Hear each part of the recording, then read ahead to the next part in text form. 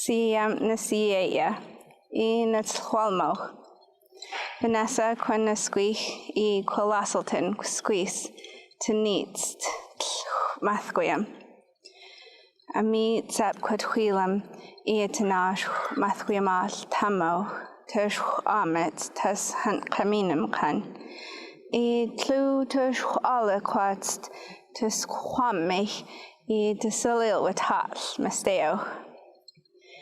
Ni tsend kiltam nasiaya quants hunt caminum can sasu tu qua ait quath qualoen.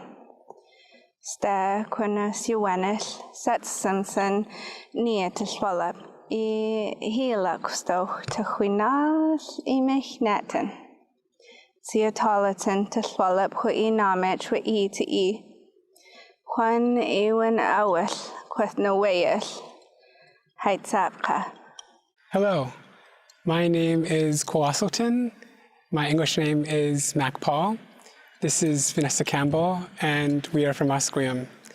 We are so honored to be here with you on behalf of our community, our elders, and our leadership, and welcome you to the traditional, ancestral, and unceded territory of the Musqueam, Squamish, and Tsleil-Waututh people. We'd like to thank the Vancouver International Film Festival for creating space for this important work at their 40th anniversary. We hope you enjoy the show. Heitzapka. Oseam Tanoyap, Titaichama Queen Kwashamin, Rebecca Queensna, Skopmishchin. Yotwan Hart and Squawin, Quislack, no more yap 80, Nati Kamalite, Skopmish Ohomer. Hello, everybody. My true name is Titaichama. My English name is Rebecca, and I am from the Squamish Nation. It is such good feelings in my heart to welcome you to our sacred territory we call Kamkamalite, also known as Vancouver, Squamish Nation's own sacred territory.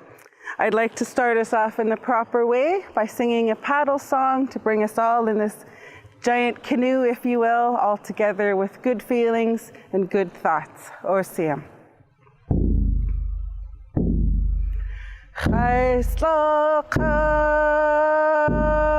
Iayosh, Chaislokam, Iayosh, Takahot, Chaislokam.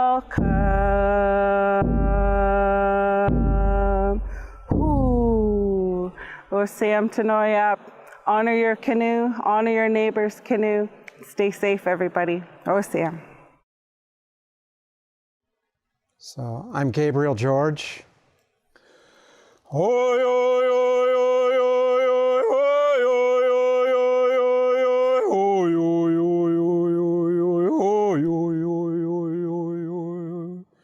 Tashwalap na akwetal na seam na seya.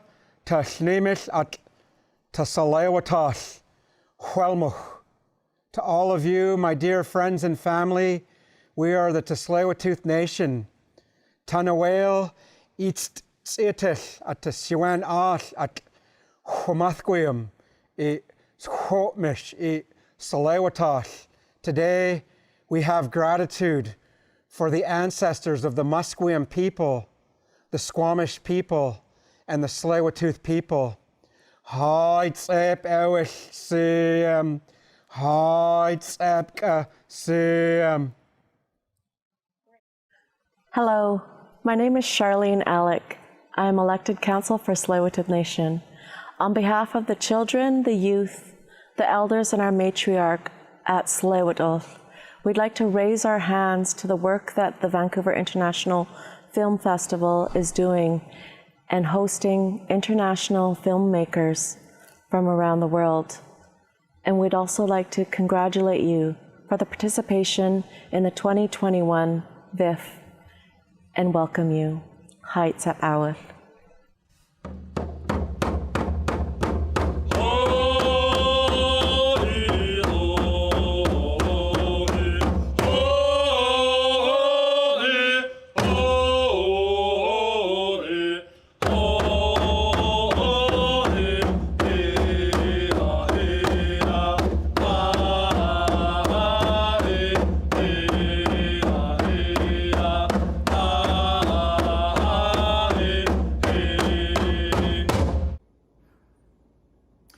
Hello, everyone.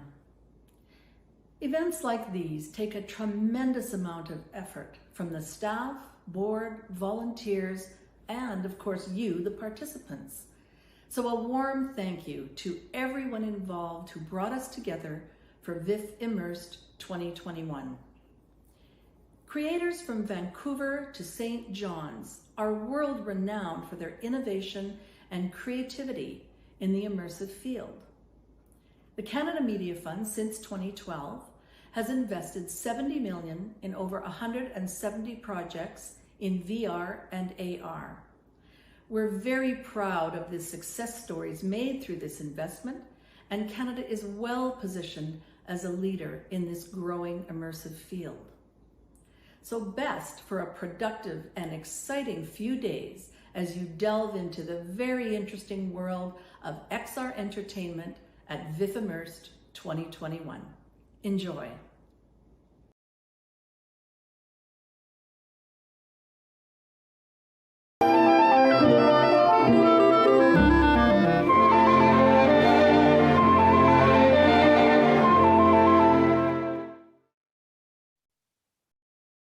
Hello, everyone. I'm Brian Sethurst. I'm Chief Storyteller at Storytech Immersive, and welcome to the VIFF Immersed XR Market Days. Storytech Immersive is curating the competition, the International VIFF Competition and Exhibition, and I'm happy to say that our winners will be announced sometime today, so stand by, and actually may have a time on the announcement while we're doing this panel. In our categories of documentary, cinematic, animation, and a new category this year, AR storytelling, so stand by for that. The VIFF Immersed exhibition and competition, we're in our 5th year, which is great. And you'll notice we're called VIFF Immersed, which actually allows us to encompass all immersed content. I'd like to introduce you to our panel for today, which is of utmost importance about the commercialization of the VR industry. We are actually going to talk about immersive content and what distributors are looking for, including the state of the industry, how people access VR content, and how they can continue to enjoy it. My guests today, all of whom I adore, are Jane Wang. She is head of content partnership acquisition on VIR. And in the interest of full disclosure, VIR is our audience platform award sponsor this year. And you can see VIFF Immersed on the VIR platform if you are on Steam or you have Vive or you have Oculus, and by Vive and Oculus, I mean tethered headsets. Next, we have Sarah Malkin, head of media programming for Facebook Reality Labs. Again, in the interest of full disclosure, we're happy to announce that our jury platform this year was Oculus Quest.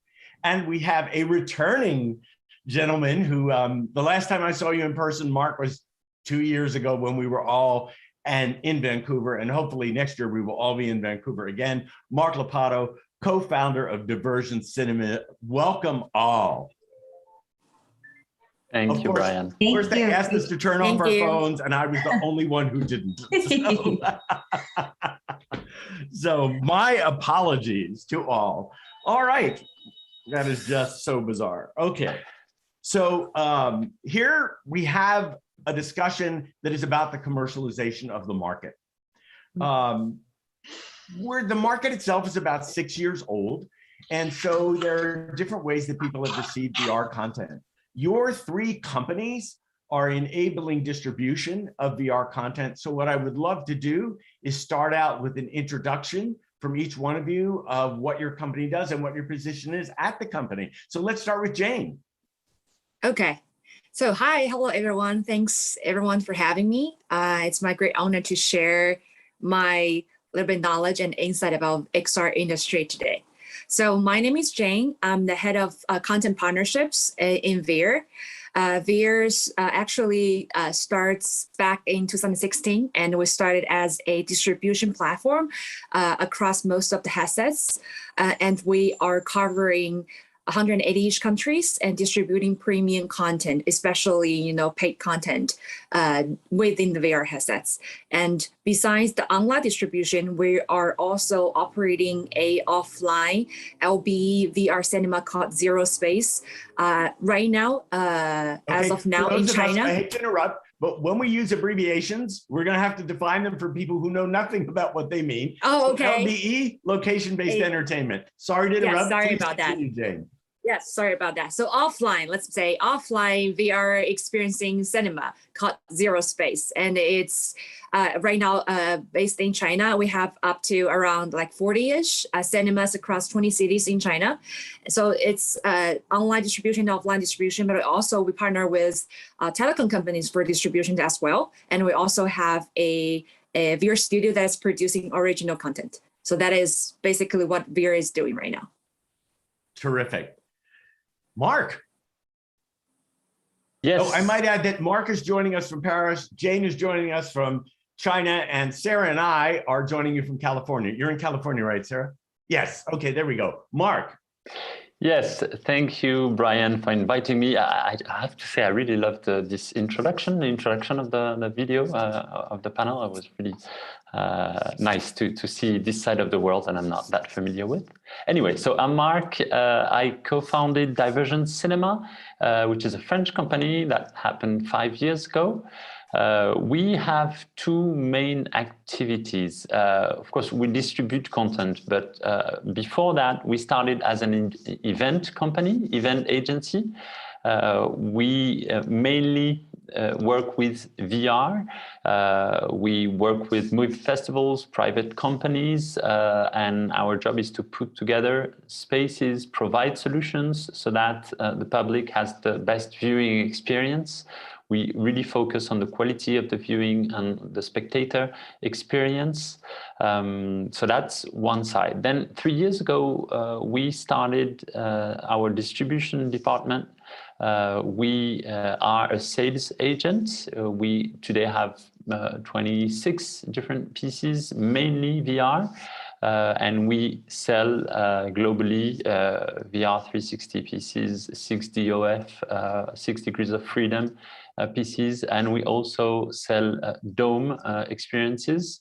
And one of our latest acquisition is also outside of VR, which is called Captured. That's about it. Thank you, Mark. Sarah. Hi, yes, I'm Sarah Malkin. I work at Facebook Reality Labs. We obviously create a lot of hardware by which you can watch content, VR, and in the future other mixed reality as well. And my role is to shepherd the media entertainment content. So the general entertainment content across music and sports, and narrative content, storytelling and documentaries, animation, those experiences that fall into that category on Quest and in the other places that we distribute content. We have a lot of ways to watch content and a lot of ways in which we look for content: on-demand videos that are immersive, interactive applications that you can download and enjoy, as well as live virtual events that you can experience socially. Really excited to be on the panel and talking with you all today. Thank you for being here. Thank you, all of you. So I'd like to start with the state of the industry. We've watched the industry really take off like a rocket. There were a lot of entrants into the industry, not just hardware and technology, but software for creators. Things weren't automated in the very beginning. Now they are in terms of production. We have a lot of processes that were previously hacked processes that creators put together that are now automated thanks to Adobe and other providers. And now, you know, there was so much excitement generated in those early days. It just went through the roof. And then, as with any industry, after the hype seemed to fade, and a lot of companies and when I'm talking companies, I'm talking about production companies as well. A lot of companies, camera companies, production companies kind of left the industry. And then it was quiet for a while. And then it started to pick up. People talked about this trough of disillusionment. I always thought that VR would be a long game, as any new industry is. And then we talked about that. Then all of a sudden, we had a pandemic, and suddenly all the technology that was available to people before, whether it was Zoom or whether it was VR headsets, suddenly you had the technology that you needed to be able to be someplace, to be able to participate in something. And suddenly it wasn't such a leap to actually get a headset or to get the technology that you needed, especially in the area of enterprise. And I just want a note for storytellers. Storytellers are desperately needed in enterprise applications as well, because what is training if it doesn't have a story behind it? So all of a sudden, the opportunities started to grow. I would love to know where you think we are now in terms of the industry, especially the commercialization of the industry. And I know, Mark, you can speak for Europe, and Jane, you can speak for China, and Sarah, you can speak for the United States. So let's start with China. Jane. Okay. Yeah, I was about to say that I can actually share more like insights or things that we observed, especially from the China side. And thank you, Brian, for summarizing this in a very perfect way. And as you said, that the COVID pandemic actually, draw attention or becoming the driving force for people to really pay attention to VR world or XR world again. And also thanks to Quest 2, of course. So the market, people start to, purchase VR headsets in their household where they can get access to more VR content. It actually opens up the market, as this equipment gets more convenient, it gets more user-friendly. So I think Quest 2 definitely opened the door for the market. And for offline, we can see from our side as distributors, we see a lot more LBE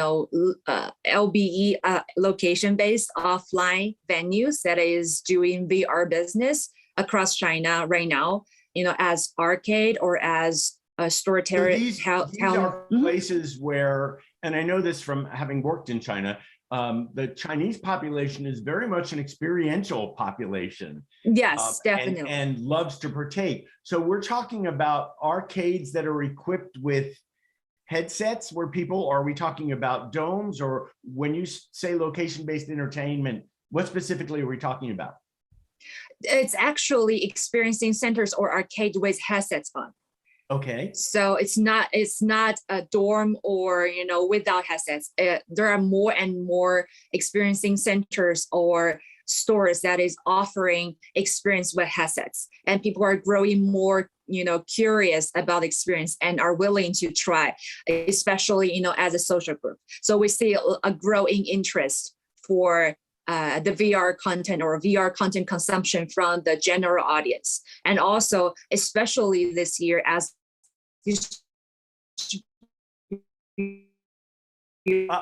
I might add that Jane, traditional entertainment. Sorry, Jane, you're breaking up just a little bit. I might just add here that Jane is on holiday. It's a Chinese national holiday for the week. So she's in her hometown in the southeast of China. She did warn that her internet connection might be spotty. So we don't know what we missed, but you were right at there. You're back. We're right at talking about it being a social VR experience in these arcades.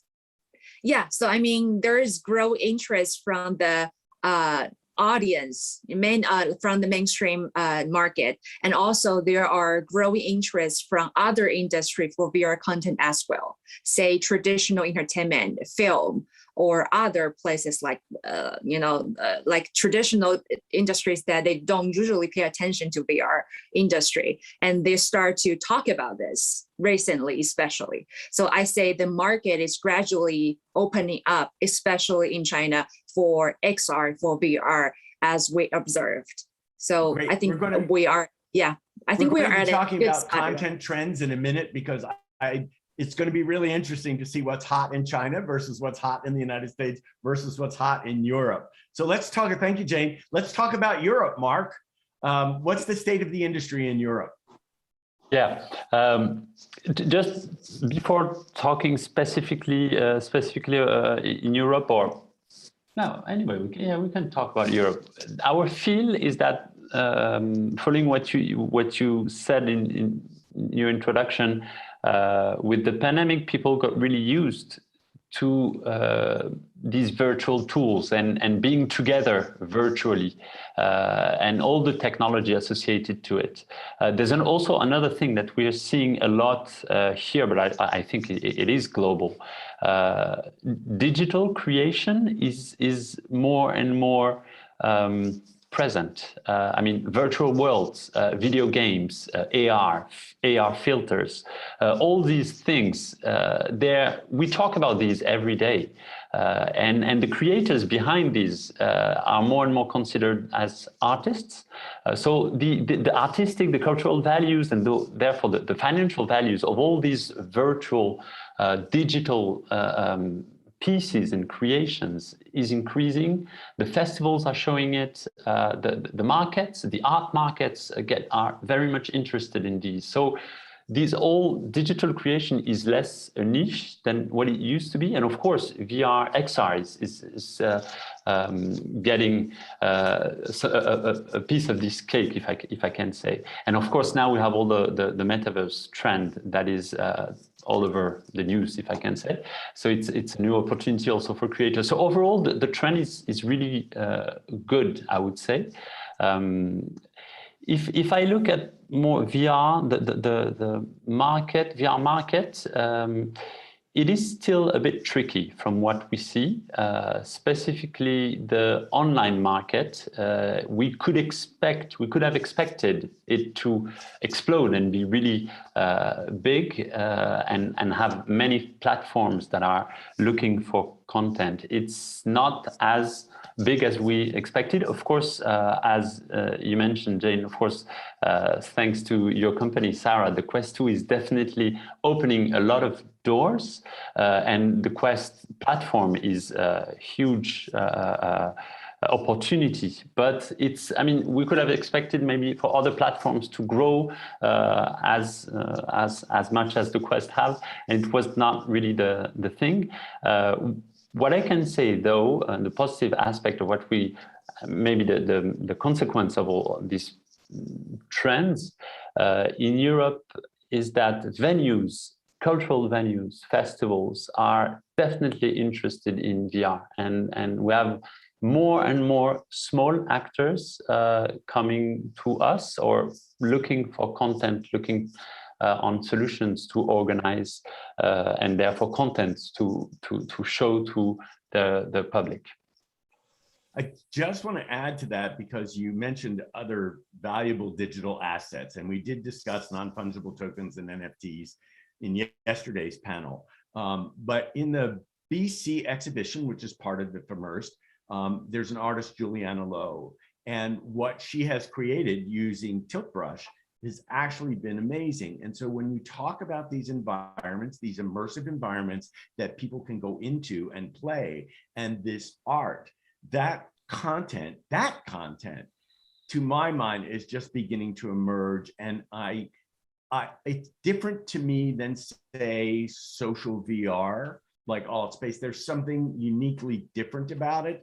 And we did talk about the ability yesterday to insert your characters in these worlds and what will that mean, and the metaverse. So we may go there today, but I want to go to, thank you, Mark. You just bring up so much, you know, it is a wide digital world of immersion with increasing value for things that you never thought would have value before. So it's not just about the entertainment content that you may purchase or the game that you may purchase or the game story, since those things are converged in many cases, that you may purchase. It's also about your participation in these immersion worlds and you becoming part of the content, which is entirely different and gives storytellers and small creators the opportunity to create story worlds for people to just plunk themselves down into.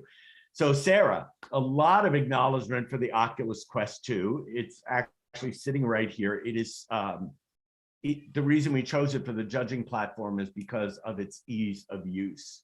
And so I just want to say that while there are many platforms, and we can discuss that because there's a fractured market because of the platforms, ease of use has been a friction point for people to jump in.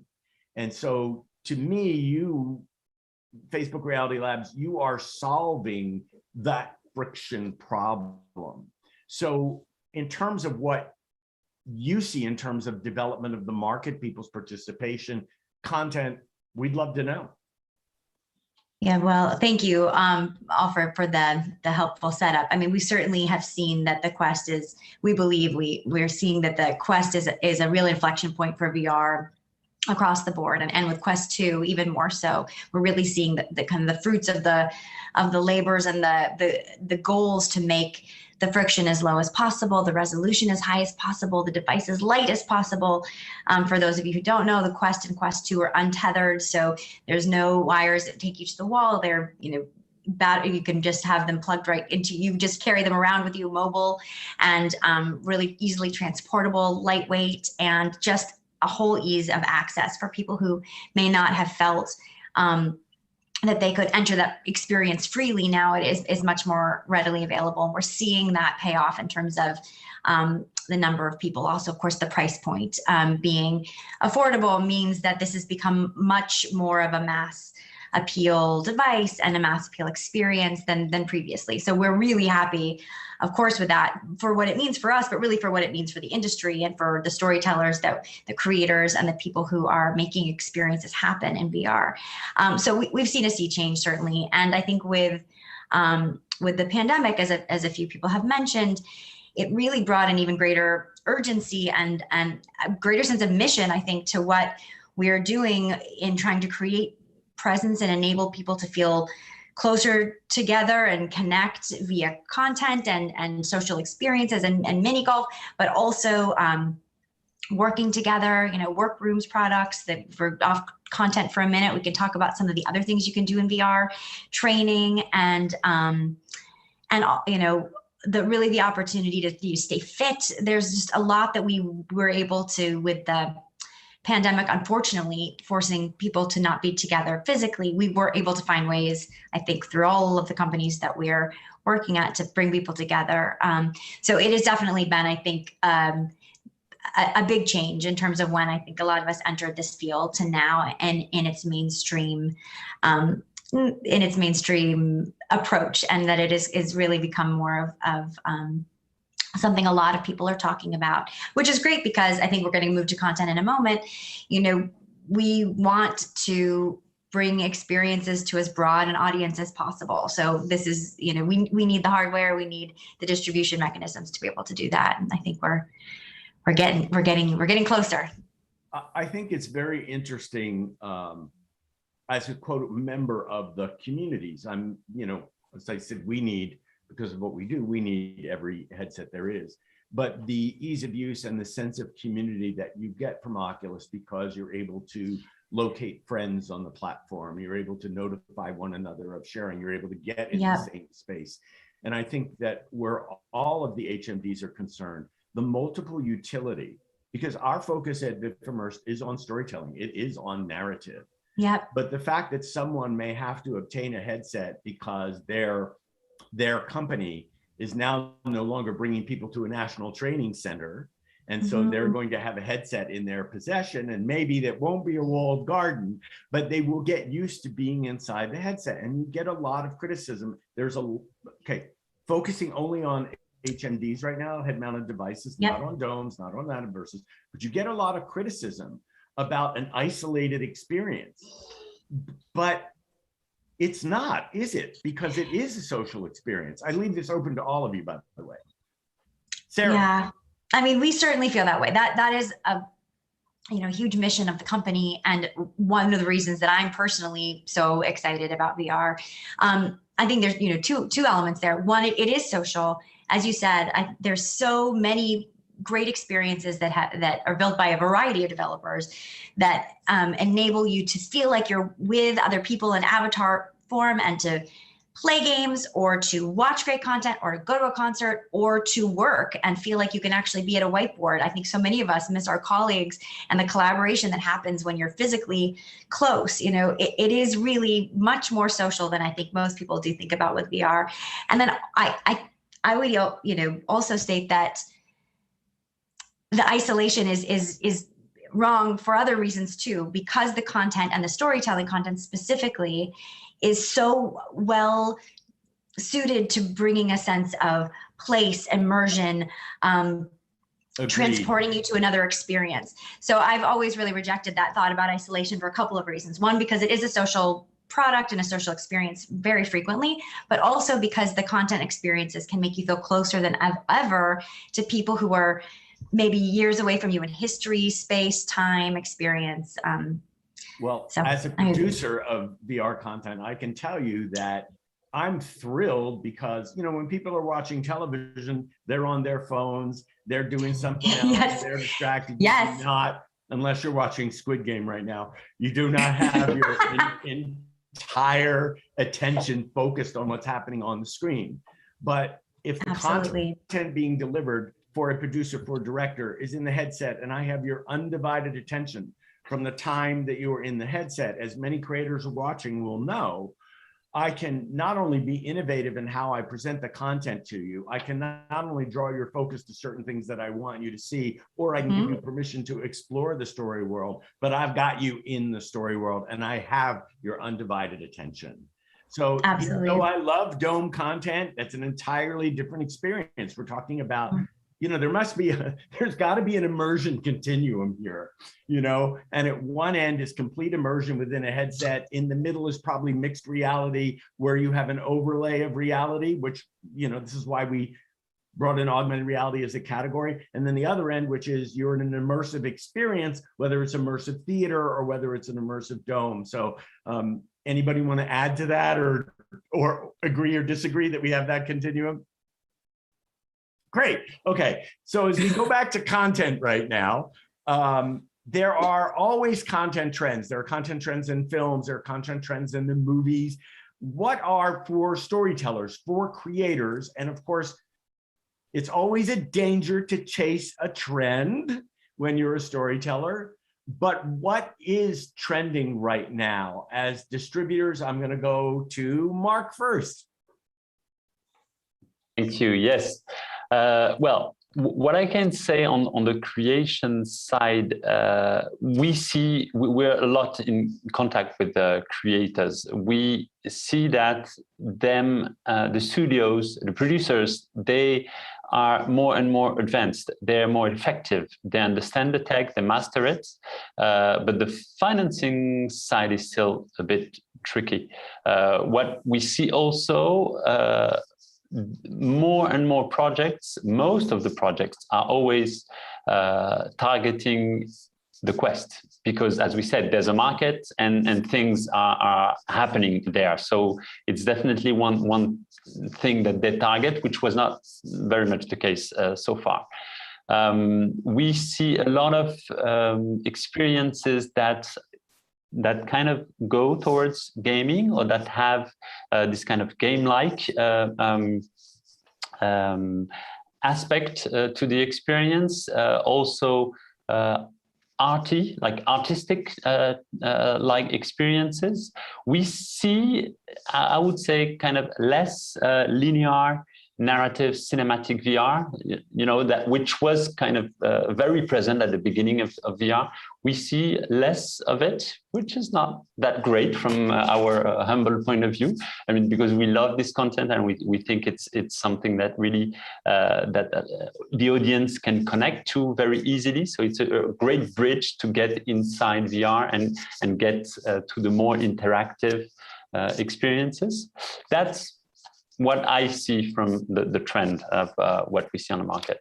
So in terms of, I guess there is a continuum there as well, which is passive viewing, which would be cinematic, all the way to somewhere in the middle is interactive story, and all the way at the end would be gaming. So I'm just trying to build some sort of structure around this for our audience.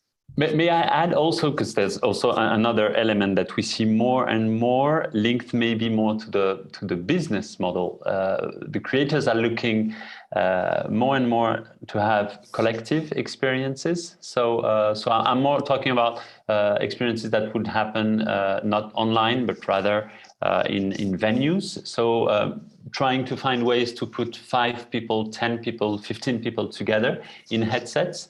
So in one day you can have tried to have a business model that is kind of balanced. I'm actually going next week in Paris. We have a piece called the Bal de Paris. So it's 10 people at the same time in headsets with backpacks. So it's a bit heavy, but they were able to find a business model with this type of experience. And a lot of people are trying to make this kind of content. And now with the tech and the Quest also, this type of experience is getting more affordable. Well, I just want to add that synced experiences, that's whether it's cinematic or social, that those synced and persistent worlds, that technology also exists. So if you build a story world, someone enters the story world at one time, persistent world is possible. Sarah, content trends. Yeah, you know, I think the fact that more and more people are creating content immersively, and I should mention too, for anyone who's a storyteller who's just, you know, creating, we have a way to upload immersive videos directly to the Quest that we didn't ever have before, called Oculus Media Studio. So we're seeing more, you know, one trend is just more amateur, unfunded production that's taking risks and pushing forward the space. So just more, I hate the UGC phrase, but more, you know, creator-driven sort of content that's coming out immersively is exciting, and a trend that we're seeing. I think, you know, we tend to invest and enjoy a lot of the narrative documentary experiences that, I think, again, perhaps I'm realizing it's somewhat mission driven too, in the sense that we really do like to help showcase experiences that that may not be accessible to everyone. So a trend that we see, that we like, and that we support is around, you know, VR for good, or VR content that helps showcase things like mental illness, a piece called Goliath that we just had that Tilda Swinton narrated. That's an interactive piece of content that helps you see what it's actually like to be in the body of someone who is experiencing schizophrenia. We like, you know, Surviving 9/11, which takes you in the very intense experience of a survivor. We also, of course, are seeing lighthearted or more animated pieces that don't necessarily, that transport in other ways, basically. And I would say other trends include just the recognition of this content. And we are finding the awards like the Emmys and others are really starting to take this category extremely seriously, with, you know, major players, Jennifer Hudson winning an Emmy with us for getting her close to an EGOT. You know, this is a trend I think that's good for all of us, just the recognition and sort of awards worthiness of a lot of this content. And then I would say also that idea, as Mark was talking about, people experiencing content socially together, and Brian, what we were saying, we, you know, have a lot of live events. Some of them are sports and music and less narrative driven, but other times we do showcase narrative content that people can feel like they're watching together. And I think that really will continue to be a very big trend in VR, since it takes such good advantage of the medium. I think, just to add before I go to Jane, a couple of things here. One is the idea behind revenues. Let's take music festivals. We had the opportunity to produce Rolling Loud in 360. And the idea, and even trade shows, whatever it is, the idea that people can attend and that they can get a ticket and that they can experience the quality of sound that is first class with companies like Here 360. Suddenly, it's a hybrid world. It's not just about being on site at the music festival. It's enabling people to attend music festivals all over the world because of this technology that allows for the hybrid world. The other thing I want to say is I just wanted to point out that both Baba Yaga and Namu were both in competition this year, both animated series. What we did see, available on Oculus, what we did see this year, because of the pandemic, I think, was more animation entries than we saw for live action and then we saw for documentary. And just in terms of our trends, it's very interesting because on the festival circuit does not necessarily represent the commercial circuit. So on the festival circuit, you have a lot of social impact content. some stuff that actually will, the thing about being in a headset is it will make you cry. You will feel more than you would feel at arm's length. And so that trend between social impact and being able to give people the experiences versus the lighthearted, it just shows you that how the medium is so expanded out that you're not just seeing horror, you're not just seeing animation, you're not just seeing science fiction, there's even comedy. And so now we're talking about a really viable entertainment medium that does in fact offer something for everyone. So Jane, the content trends in China. Yeah, so I think I agree all of you what you said, but I think our situation as commercial distributors is similar to what Mark described.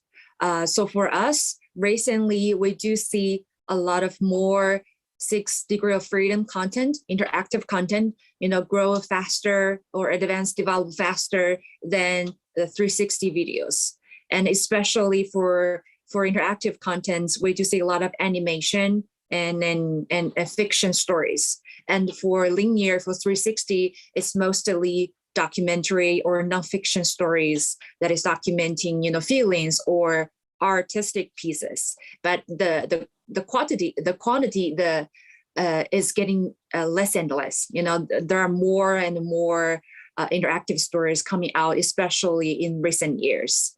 And another trend we see definitely is the creators are actually mastering the VR productions. We do see more high quality contents, and we're seeing they're trying to find their ways of experiencing or show their signature, directing or creating signatures within the stories.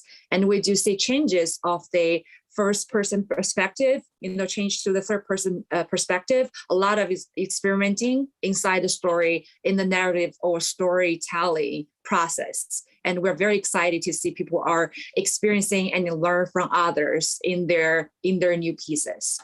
And I think another trend is, echoed on what Marco said, is there are more and more gaming. And we do see the line between interactive animation or storytelling gaming are kind of blurring right now. You just cannot really, very precisely to define which is a interactive animation, which is a storytelling gaming or experiencing gaming. So there's a lot of merging happening recently. And also, other industries are joining in the VR contents, like, music festivals, music videos, they're joining in the VR content production. So we see a diversified content that is coming up. So recently. That other continuum, gaming over here, story over here, even in video games, that they have been converging for years. I mean, one of my favorites is The Last of Us, but even in video games, they've been converging for years. So now the idea, it's interesting to me because gaming is a little bit different in VR because yes, in a regular video game, you have 360 movement like in Grand Theft Auto, but you're not really in the world. And so interactivity, when this is, again, my opinion as a producer, when used properly, further immerses you in the story or further immerses you in the game. And I would agree with Jane in that you're seeing less gimmick and more art. I remember in the very beginning, people would say, well, you can't move the camera, you have to act around the camera. And it was like, well, no. And so there are constantly rules being made and constantly those rules being broken, which is great because here's a community that is continuing to challenge. I want to talk about the elephant in the room, which Mark sort of brought up, which is this bottleneck, which you have content creators with amazing ideas. You even have traditional filmmakers, maybe they have a name, or like attaching Jennifer Hudson to a project, you're going to get financing. But you have some of these great, so this is a different F word, you're going to have great stories that hit that bottleneck in financing. Now, we have the pitch sessions today at 12:30 where people get to pitch for development. We have some filmmakers who through festivals have been able to form great relationships with distributors. You have Facebook Reality Labs, you have an alternative. It's not the storefront, it's another place to post your content. You have SideQuest, which is another place to post your content. Posting, great, but financing, how? So this is a question I have no answer to. I'm very good at begging for money for production. It's what you do as a producer, but I would love to know what you think the state of financing is. And for our creators in the audience, how are they going to do this? In some countries, yes, the government participates. Canada, the Canada Media Fund provides a lot of funds. In the United States, not. So let's start with Sarah, because we have a finance problem in the United States. Sure. Yeah, I mean, I think we are, we invest in the space in a number of ways, but I think our primary and long-term goals are to enable the tools for monetization to exist for developers and creators themselves. And so that is major right there, because that is part of the trend. When you look at, for example, you look at RAD, and RAD is a platform for us this year as well. That's all about compensating creators through the blockchain. When you look at the tools that you're giving, that's like you're able to compensate. When you look at Artisan, which is there to help people fund. So maybe, Sarah, for the United States, it is not your traditional production fund. Maybe there are other ways to finance that this community can discover.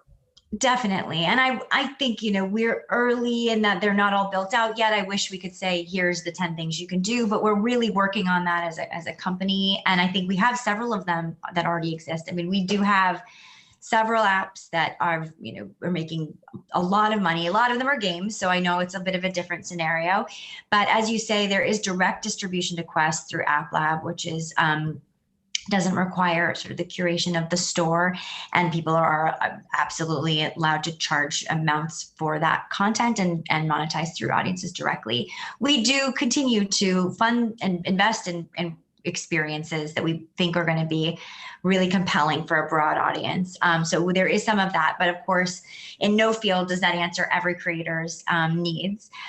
So I think you can continue to look to the development of our space as we we mentioned a few possibilities already, virtual tickets, other ways in which we'll continue to build the tools to help creators monetize on the platform.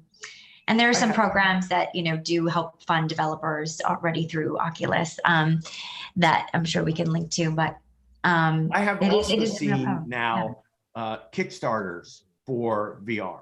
That's right. Funding that way.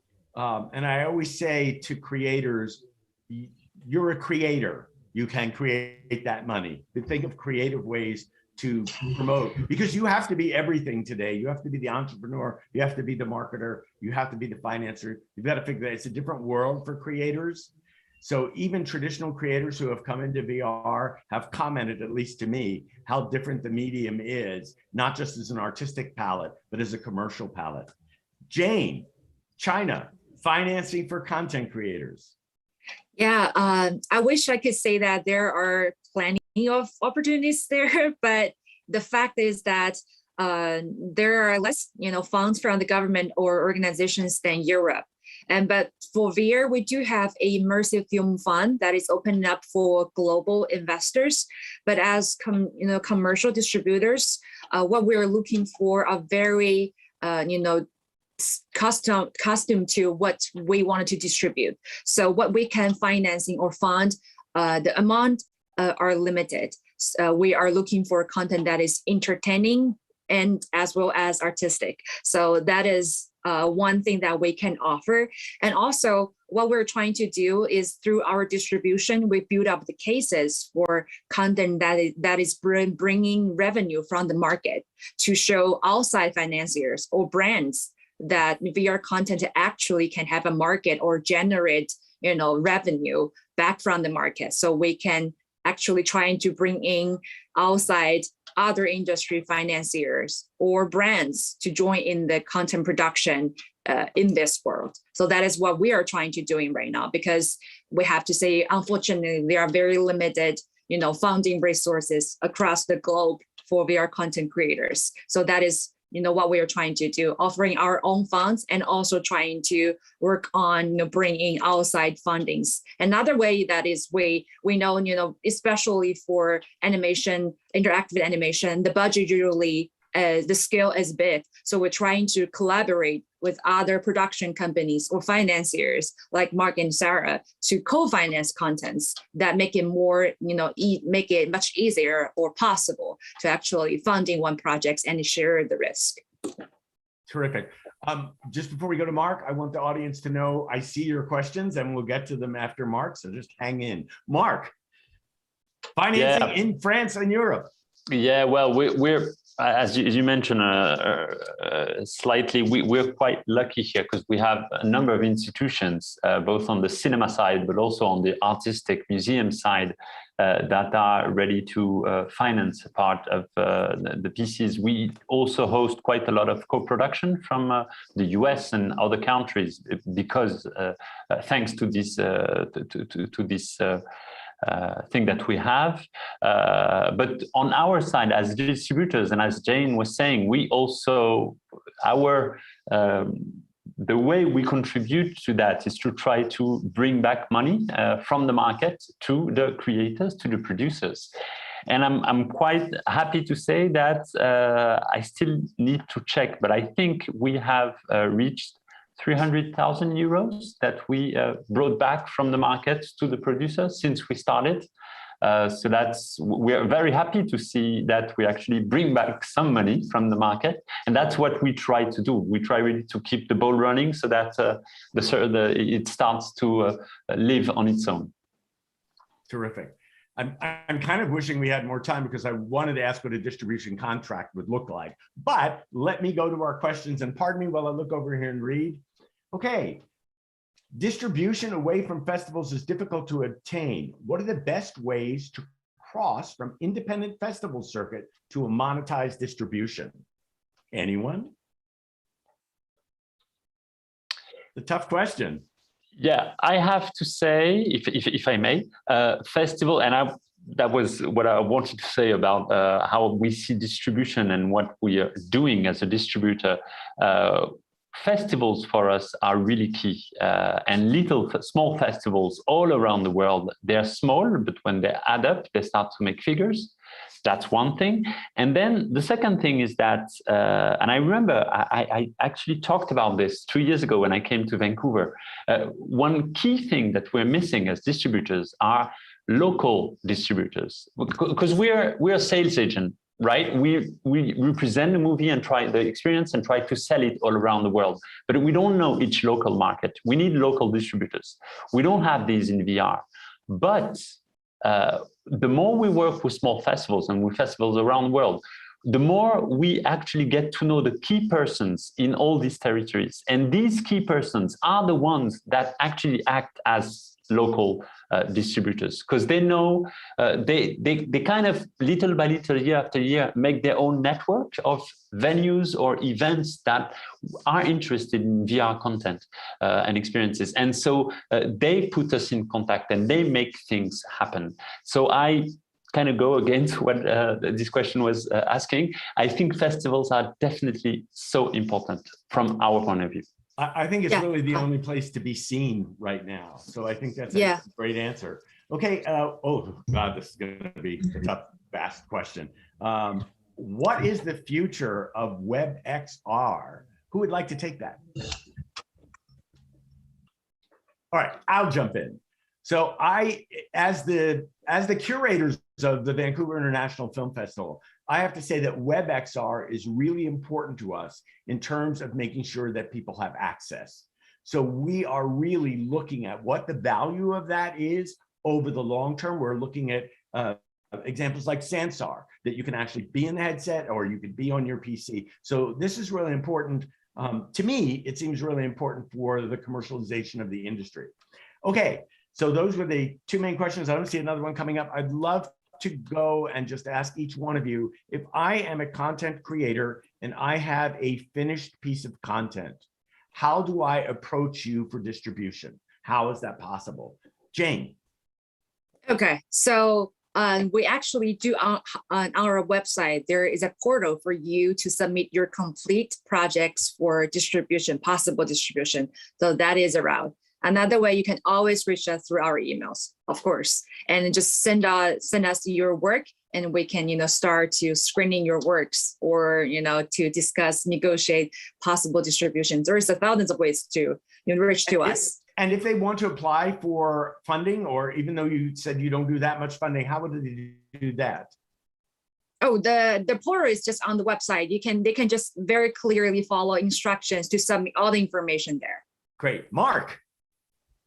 Yes, so we actually spend a lot of time looking for content. We spend a lot of time going in markets. My colleagues, Agatha and Paul, were actually, Agatha was at the market yesterday at VIFF Market, and I think one of them is also at the market tonight. So we always look for content. People come to us also, email or through our website. And yeah, very simply. Sarah. Yeah, no, I actually think this relates to that first question. So, I agree on the festivals, and we have teams we have representatives, we have jurors for VIFF Immersive, we have people who are just at Venice. We really do actively search and try to go into the community and see what's going on, and fund appropriately from there. As I mentioned, it's not monetization, but it's distribution through Oculus Media Studios. If you have a complete immersive video, you could upload there. We curate those and review those manually with a team and select them for highlighting, and occasionally we'll find something there and reach to a creator and ask what else they may have. And then App Lab, another way to distribute content and get monetization through that, especially if you have means built in. And I would say those are the primary routes. I would also add, thank you, Sarah. I would also add that if you're not familiar with Artisan, because Artisan has set up the VIFF market, there are several different categories of grants that you can apply for. Some are given on a monthly. I'm the chairman of the board for the premium grant. It's only given twice a year to finished content. So if you need marketing, if you need money for marketing or to do a translation. So that is a great resource, and it's growing all the time. There was one more question. Yes. Is there an optimum time length for VR? Discomfort of a headset is a challenge. Okay, let me take that and see if you all agree with me. So one, the great thing about VR is as long as it takes you to tell your story, and if it's too long, just tell it in chapters. But also the headsets, the Quest 2 is so comfortable. And the truth is, if you're inside a great story, it's kind of distracts you from having the headset on anyway, because you're engrossed in the story. Anybody want to add to that? For me, I think there's a little bit different from online and offline audience from what we collected. So for online, household headset owners, the longer they are used to 30 minutes above contents. They wanted to consume more, engaging long stories. But for offline audience, they are usually first timers for VR. So we try to limit the length of the content between 15 to 30 minutes. So they had a comfortable experience, but the headset wouldn't bother them. So to have a better first time experience. So that's a little bit different for online and offline experience from audience. Mark, anything to add? No, I agree with Jane, mostly on the offline, because the online is not exactly what we do. Sarah? And no, I agree. I think there's a sweet spot there. 10, 12 plus to 30 is great, because the headset is fairly comfortable, and also too short is not great, because it's a different model, I think, than many people are used to digital content. There is an investment, and then you want to escape and be immersed, or join in something that feels different. So it is also important to not cut that too short with a micro story. It is nice to go a little bit after 10 minutes. Yeah. And I have to say, just as a creator, when I'm writing, because you write a script according to time, and I usually try and write 11 to 15 minutes. It has been so great to have you all here. Jane, thank you very much. Mark, thank you very much. Sarah, thank you very much. And thank you for supporting the industry and being here today to support creators. And for those of you that want to enter to VIFF Immersed, look for the opening. Mark, they all have said festival is the best way to be seen. We'd love to have your entries at next year's VIFF Immersed. There will be a next year VIFF Immersed, and hopefully we'll be in Vancouver. Thank you all for joining us today. Be sure to tune into the pitch sessions, which start at 12:30 Pacific. Thank you all very much. Thank you. Bye-bye. Thank you. Thanks, Brian. Thank you.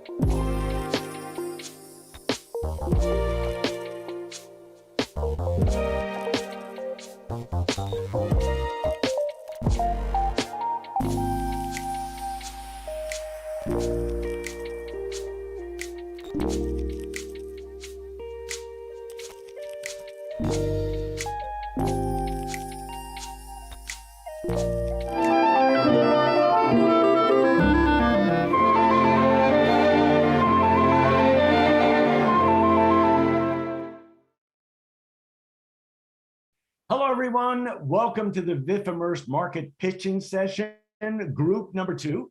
I'm your host, Brian Sethurst, Chief Storyteller at StoryTech Immersive, curators of the VIFF Immersed International Competition and Exhibition. By the way, we will be announcing our winners sometime today from the competition, so stay tuned. Today, we are showcasing, today is a showcase of live action, documentary, and animated VR content from the next wave of XR creators. Our artists today have been given the opportunity to pitch their projects in front of investors, distributors, producers, and curators, and you, the audience. Created in collaboration with Artisan, the largest platform for artist grants, they are also competing for the VIFF Immersed Grant to be used in funding production.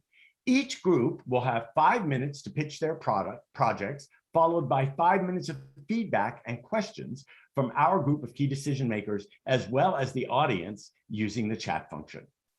Our pieces today are Love and Remembrance, Mixed Reality Museum, Director Emilia Yang, Holocaust Abstract, Director Michael Lieb, Continuum VR, Director Thomas Espinoza, Astropark, Director Pierre Friquet, Dual, Director Takuro Ando, Rabiola Tales, Director Leonardo Souza, Lunatic VR 6-Doc, Director Paulina Camarova, and Astropark VR Director Juan Manuel Codó.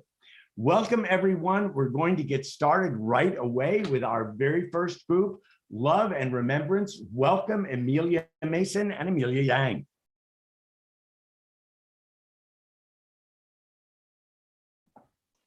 Hi, can you see my screen?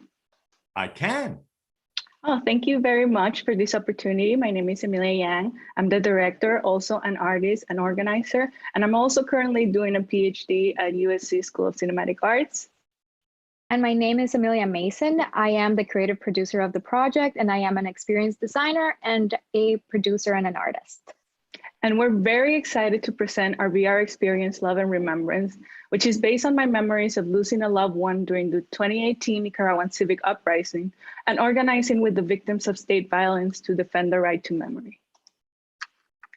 So this all started because on April 2018, hundreds of thousands of Nicaraguans took to the street to protest an unpopular social security system reform. And the protest lasted for 3 months, during which police bullets killed over 300 demonstrators. As you can imagine, this generated a lot of terror and indignation, but also a lot of bravery. In the nearest proximity of violence were the most vulnerable and racialized bodies.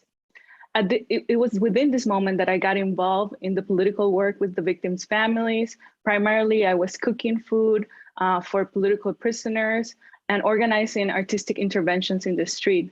Then my uncle Vicente was assassinated on June 26 while he was passing a checkpoint control by paramilitaries, and his case continues in impunity without any due process. And one of the most cruel things that the government did was denying the existence of victims of state violence by denying and policing our right to mourn and violently preventing the construction of memorials in public space. In response, the families of victims came together to form the Association Mothers of April, AMA, which means love in Spanish, and together we united to fight for truth and justice. As a member of this organization, I helped create a participatory museum project with AMA members to dignify and honor the victims. I want to tell my story using virtual reality to create a space, a window into being part of this resistance movement and protest against this dictatorship. I also want to share what it felt on my body to be a victim of state violence, the fear, the trauma, the pain, and the loss that I face, but also to inspire and by telling how organizing space to grieving community with the victims, caring for each other, and creating different forms of memorialization have helped us to heal and continue our demand for truth and justice. Love and Remembrance uses memory as the foundation of storytelling, taking the audience through an immersive journey based on Emilia Yang's memories and emotions. To begin, the audience lands on a Nicaraguan street and it's given a choice to either navigate the streets through the barricades and the protest or to remain safe from a house. Then they learn about the death of Emilia's loved one. And as they begin to mourn, they quickly realize that this is not allowed by the government. Despite this, the user becomes closer to the community of victims who continue to fight for truth and justice, still challenging to this day the government's efforts to erase their memories. For the art direction, We want to create a landscape using 2D and 3D assets from our archive, including illustrations, photos, videos, and audios from news, social media, and footage from impromptu citizen journalism that happened during the protests, leaning into this fragmented sense of reality rather than make it extremely hyper-realistic. We're taking a participatory approach for the art direction and have been working alongside many volunteers and Nicaraguan artists. We also want to include over 100 3D replicas of objects that have been chosen by the families and created through photogrammetry in clandestine and improvised conditions. Earlier this year, we published an interactive art book with the stories of the victims, and it used augmented reality. It was exhibited in Costa Rica, Guatemala, and Germany, and it will be part of the physical installation whenever we present the VR project. We have been working on this project for over 3 years now and have already created an extensive research and a massive archive with different sort of assets. At the moment, we're working on the script, the wireframes, and really trying to define the art direction. For distribution, we want to present an engaging and impactful piece that will be part of international film festivals and reach out news outlets and start a conversation about what is happening back in Nicaragua.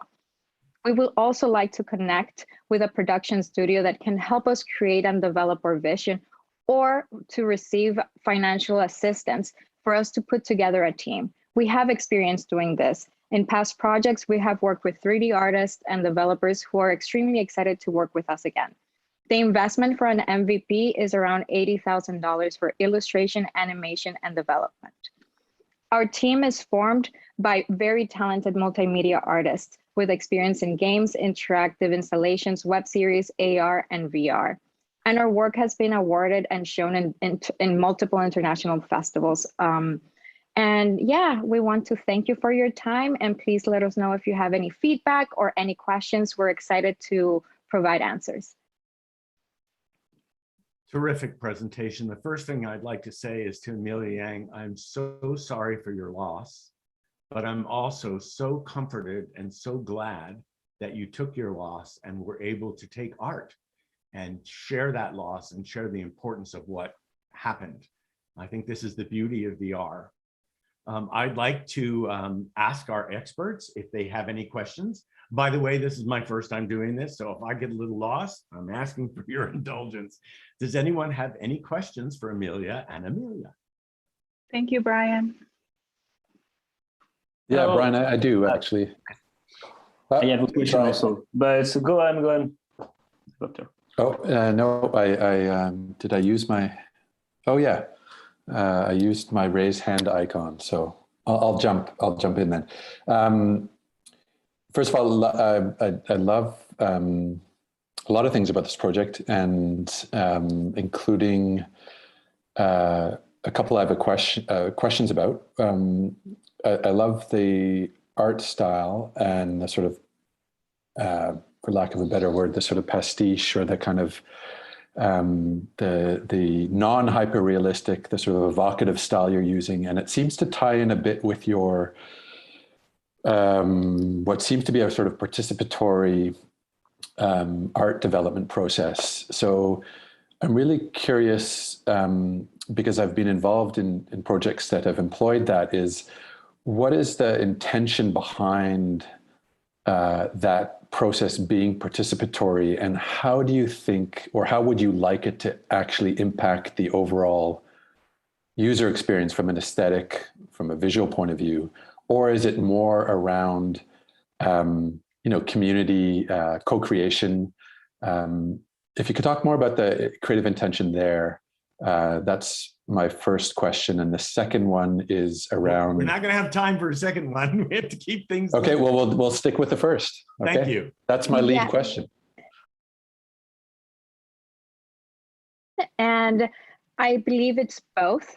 Number one, the entire project is very much centered in the idea of memory, and memories through Amelia Yang's memories, right? She was there. She actually lived the insurrection and all the different things that happened, and has been working alongside with the family. So she has been working with them in the main museum, and which has been extremely collaborative and have created a massive archive with different sort of illustrations that have been worked with artists, and also a series of maps that have been worked with the families, and they have illustrated them themselves.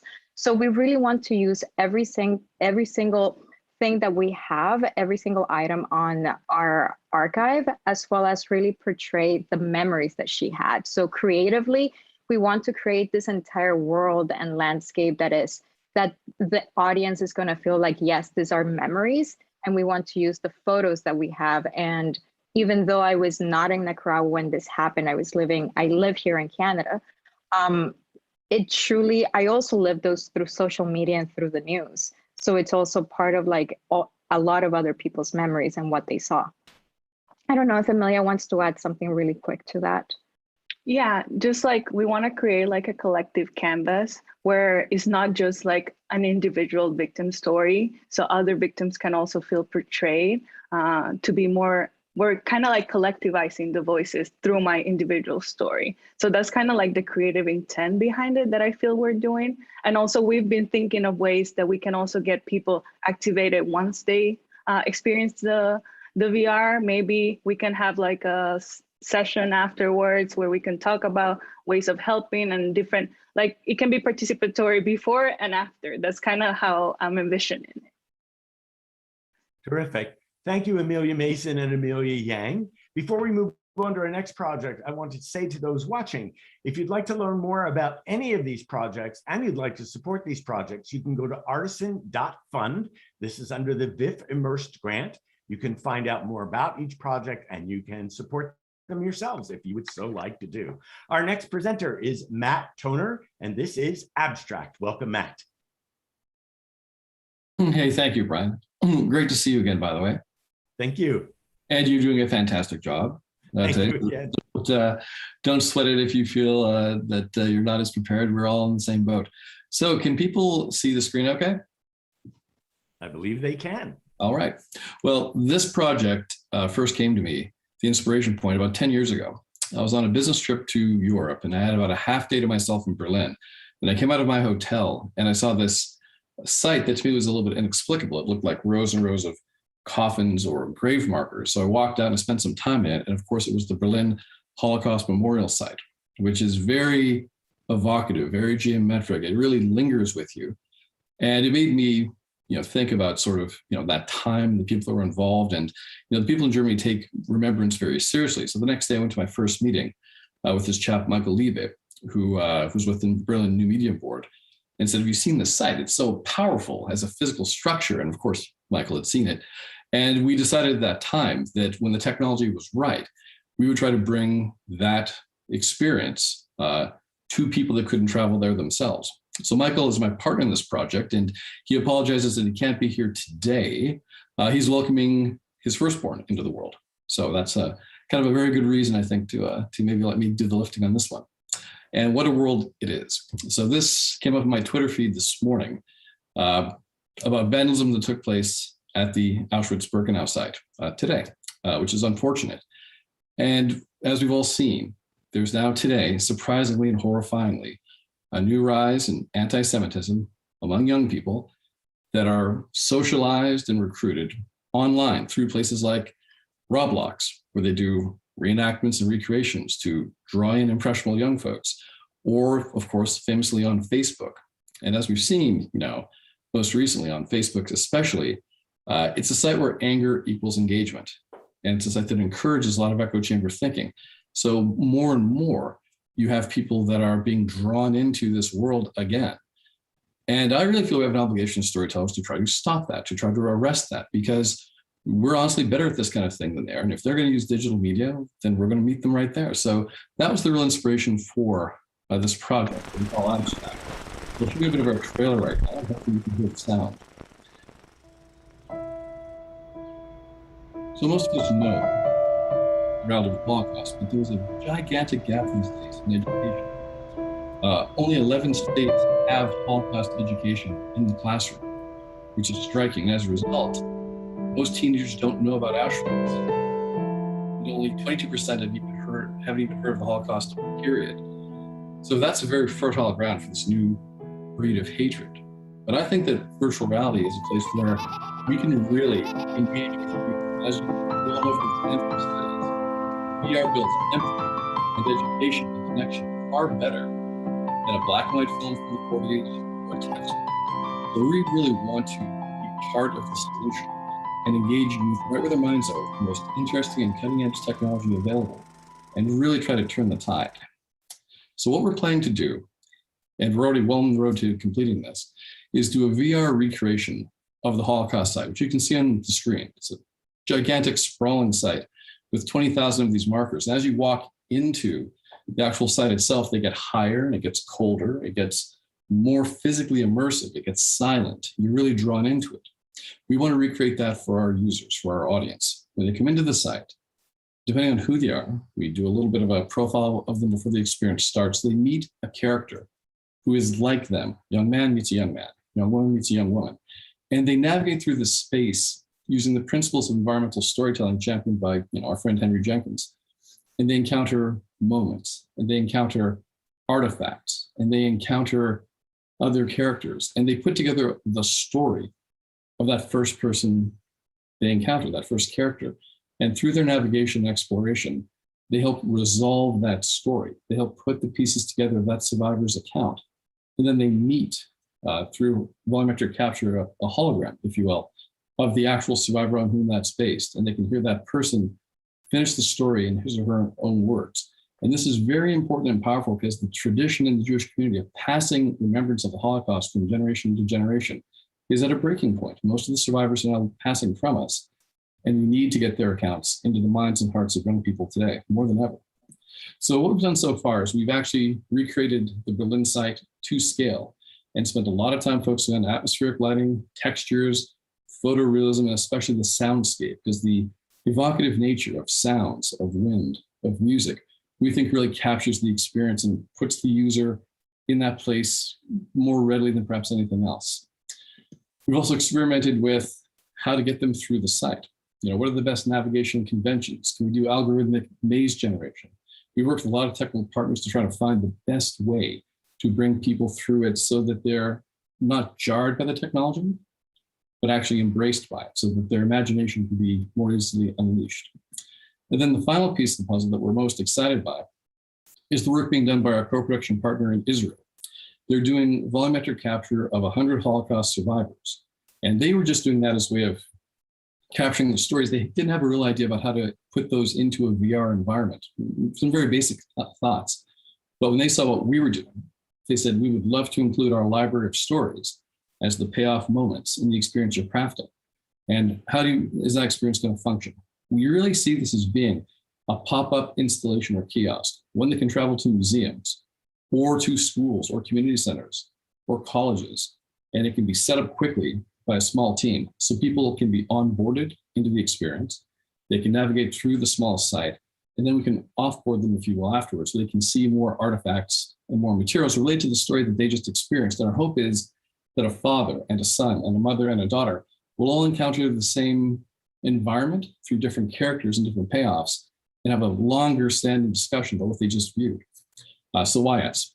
So on the left, Roy Friedman is our Israel producer. He's doing all the volumetric capture. He is the descendant of survivors. He'd been working on this already for several years before we came together. And he's very excited about the chance to bring this to life in a different way. Michael Liebe, as I mentioned, he's our director. He is now an entity called Booster Space in Germany. He's got a tremendous background and track record in VR. We're very well situated.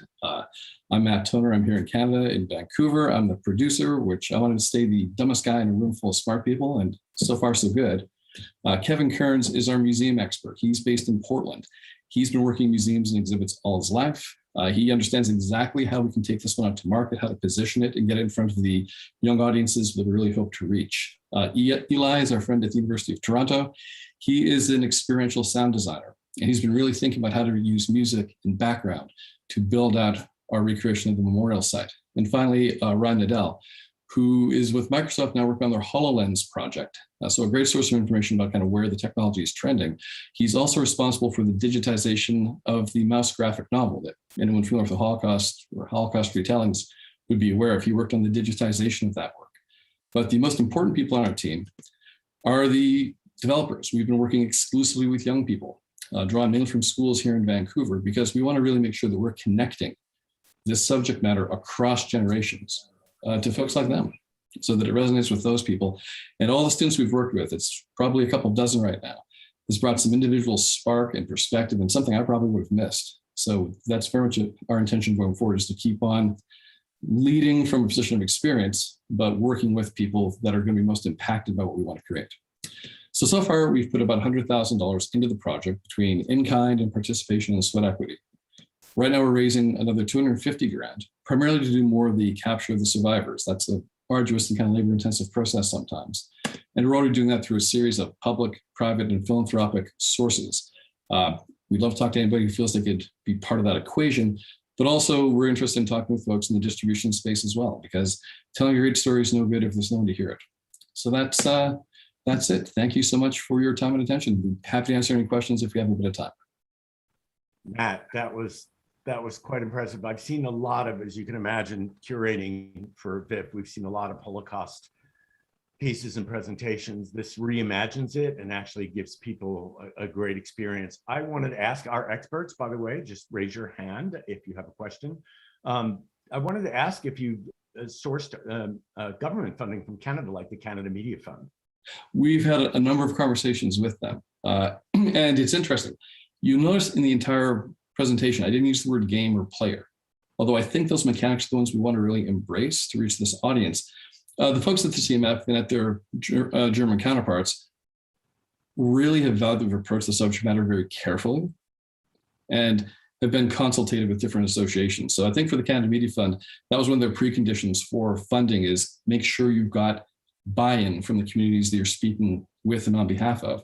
And I think that in the past few months, we really ticked that box. So we've got our fingers crossed that we can move ahead with those folks that, I've worked with those people in the past, and they really get the project too, thankfully.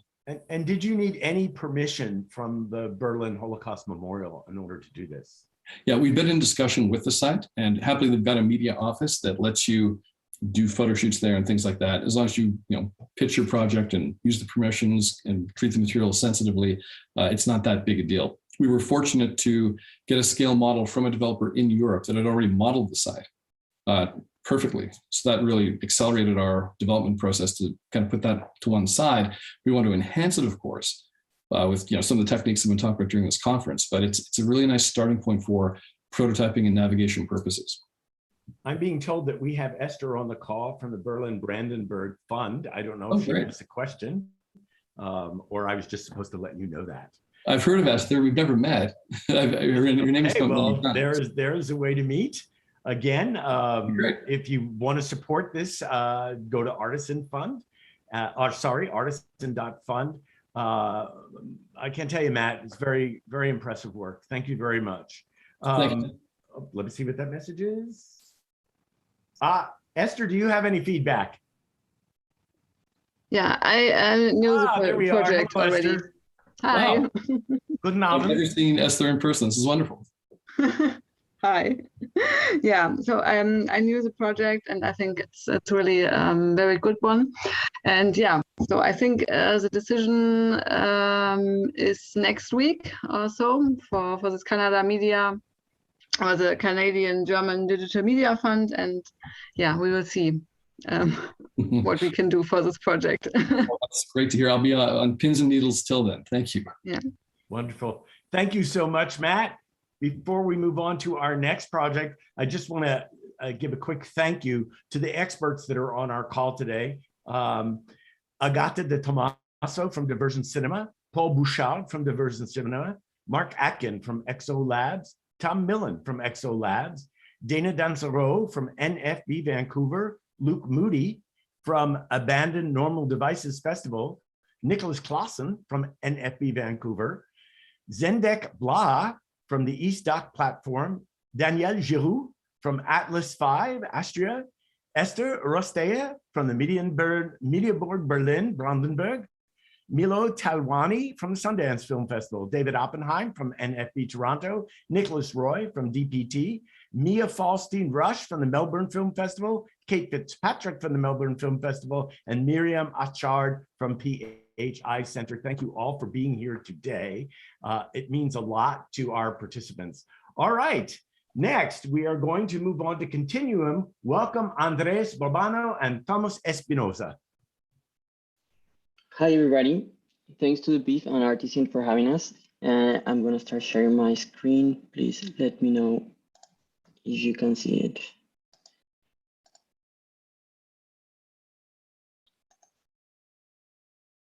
Can you see my screen? We can now, thank you.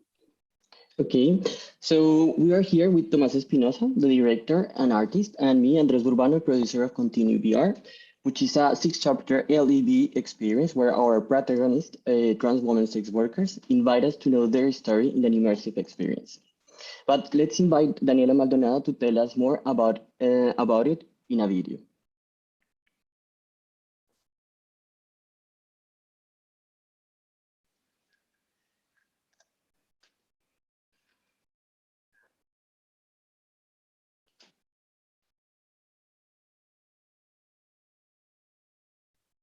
Okay. Okay, I'll try to stop.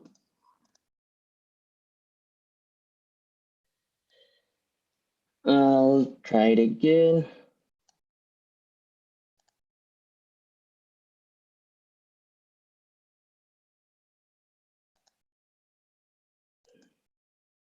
Sorry, can you hear now?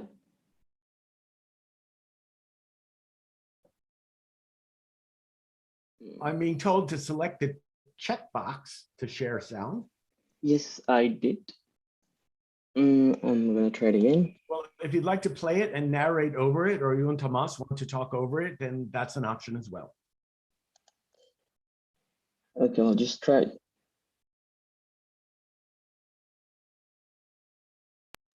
Yeah, let's try it. It's fine.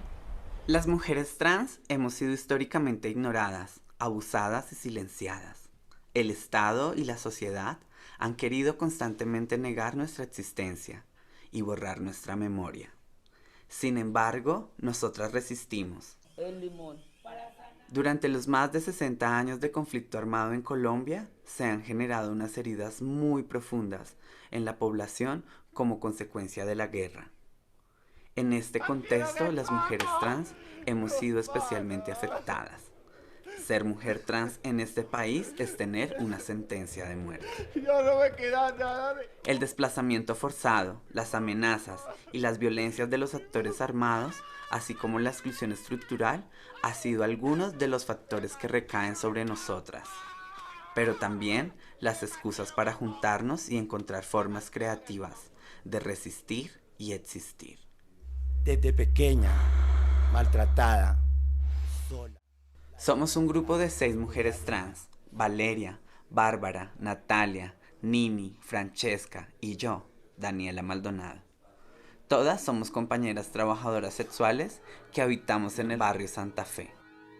Continuum se ha hecho con un equipo conformado por una mayoría de personas trans, donde nuestra multiplicidad de voces está realmente presente. Esta es entonces una apuesta por comprender el arte como una herramienta sanadora a través de la autoexploración, de la reflexión, a partir de las exploraciones sensoriales y emocionales. Así, tomamos la comida como un vínculo para acercarnos a las experiencias en torno al conflicto armado y desplazamiento, como una estrategia para hablar del pasado y adentrarnos en él de una manera cuidadosa, con las heridas vigentes, pero simbólicamente muy poderosa.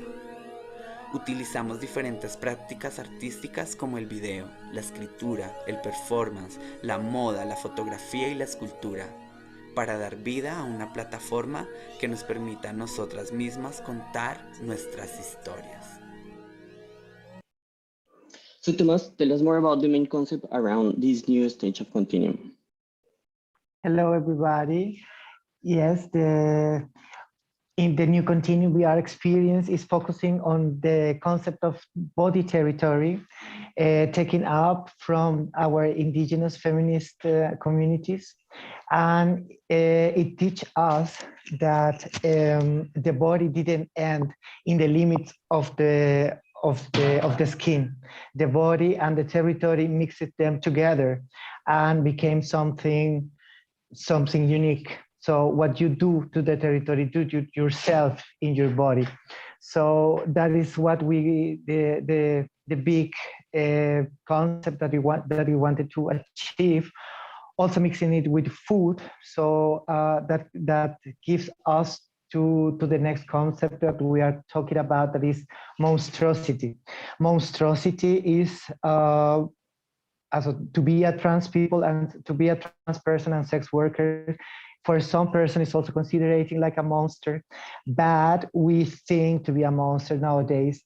It is like the way to escape this normalization or normativity in that we are forced to live. We are currently making a workshop in Bogota with trans sex workers in the neighborhood, when we are developing the new strategy and the new dramaturgy that Video Continue gonna have. We are also having they also have for the first time the experience with VR and so on. And I give the word to Andres back to talk about more about the rest. Okay, we are also going to record, make the first pilot in 360 story video, because Tomas is going to Colombia, and we have been participating in the European, South and North American markets in different the festivals like this one. For the experience creation, we're using 3D reconstruction and 3D modeling for the scenery. We will be using volumetric video and 3D animation for the character's narrative, and all this integrated in a game engine. So what about the money? We already have the 12% of the budget. We want to create the chapters progressively and start with a pilot, like a 360 degree of freedom pilot that we will need 35K. We already actually have 8K. For the distribution plans, we want to present our project in the festival circuit. We all want to go back to traveling, and we are lucky because we already have some invitations for the next year. We aim to the Oculus Quest market, and also working directly with the distribution with some allies of La Red Comunitaria. What are we looking for? We're looking for financing partners with private or public funds, and production houses that want to help us to build experience. And that's all for now. So thanks for your time, and we are here to answer any of your questions. Thanks. Gracias, Tomas y Andrés. I have to say that giving voice through art, that each one of these unique women and the way they express themselves, very, very impactful. So I can understand not just the subject matter, but the deeper impact. If any of our experts have a question, please feel free to raise your hand. Hopefully I will see that raised hand. My question to you is, I can understand the volumetric part of this and why so important of the volumetric scanning of our characters to give presence. Can you tell me how else a VR environment will contribute to the story? So one of the important part of the territory is that some of those territories that we want to talk about, they don't exist anymore, and some of them does. So we have to mix between volumetric reconstructions, or we can also have to do some modeling. So I don't know if you want to add something about the meaning of this, Tomas. So I think more, and I got that answer. I think more is, I can understand being immersed and with the women and the characters and having a much more visceral experience. I was just wondering about the environment that I'm placed in. But I look very, very much forward to seeing this. Obviously, you are already an Artisan Impact Grant winner. Congratulations. And obviously, there is great interest in the work you're doing. Thank you very much for presenting today. Thank you. All right. Moving right along. Thank you so much, everyone. Our next project is Astroport from Pierre Friquet. Pierre? Hi. Yeah. Good morning. Bonjour. Hi. Very touching projects. Very moving to hear other projects from others. So my name is Pierre Friquet, also known as Pierre. I'm creative director and producer of Astroport. It's an immersive installation which take people to the moon and then to the sun by streaming in virtual reality. All right, let me start with actually the origin, the inspiration of this experience. In fact, I was really lucky to try VR at the age of 7 in '93. My mother took me to this VR arcade in London, and I tried a paragliding experience in this very basic VR, let's say, call it machine. And I had a sense of flying, a sense of feeling of weightlessness. And since then, I've been always obsessed, since actually almost 30 years, obsessed to try to recreate the joy of exploring something for the first time. So actually, Astroport is an airport which would take people to space using this amazing VR technology called aquatic VR. In fact, the core experience of this exhibition is Space Out, which was selected at Sundance Film Festival last year and got amazing reviews and press coverage. So right now, let's watch a 1-minute video, which explains actually the already produced project.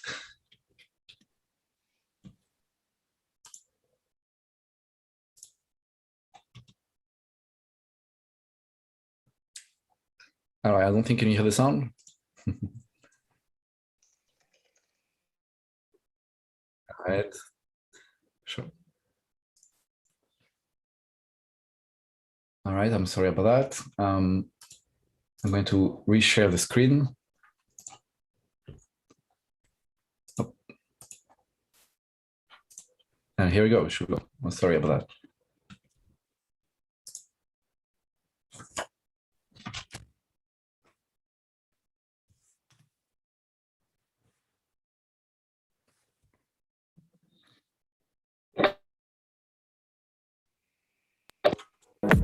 Inside of your headset, you see images of a trip from Earth to the Moon.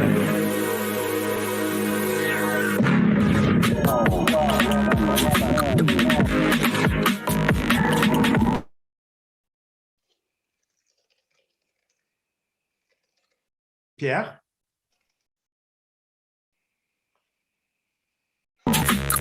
What I really want you to experience is a sense of weightlessness. And after trying it and coming out of the headset and then the water, I want you to feel the joy of the gravity. Pierre, can you hear me? Yeah. Sorry, I think I saw error reports. Are you still there? Yes, you're having a lot of technical difficulties. I wonder if you might be able to take some time and work those out, and then I could come back to you at the end. Right. Would that be possible? I'm sorry again. My Zoom crashed, so I hope you can hear me now. Yes, we can hear you. Yes, I can. All right. So, okay, let's. So, Pierre, I'm asking if you can fix your technical difficulties, and I will come back to you at the end. Would that be amenable? Okay. Actually, I've already fixed it, but that's okay. I can wait also. Okay. Well, let's give it a shot then. One more time. Okay. All right.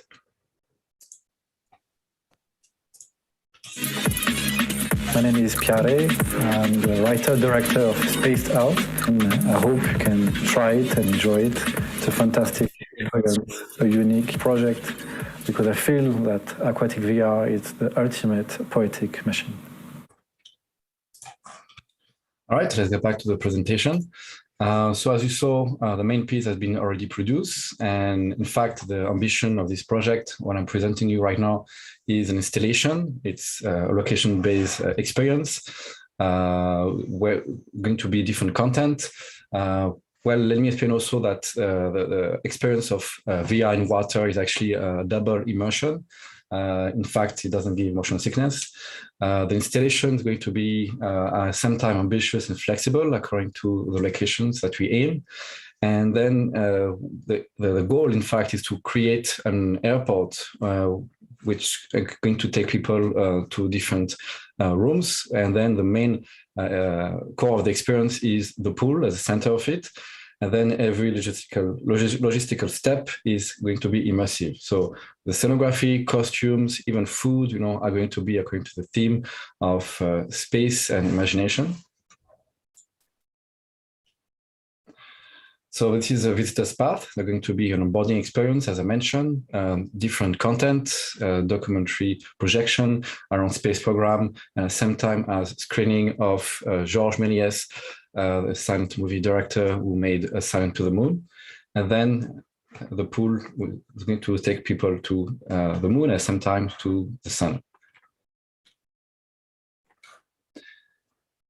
So the goal of it is to unleash the potential of VR. Why it's relevant right now is that this exhibition is really a celebration of a physical experience, the poetry of weightlessness.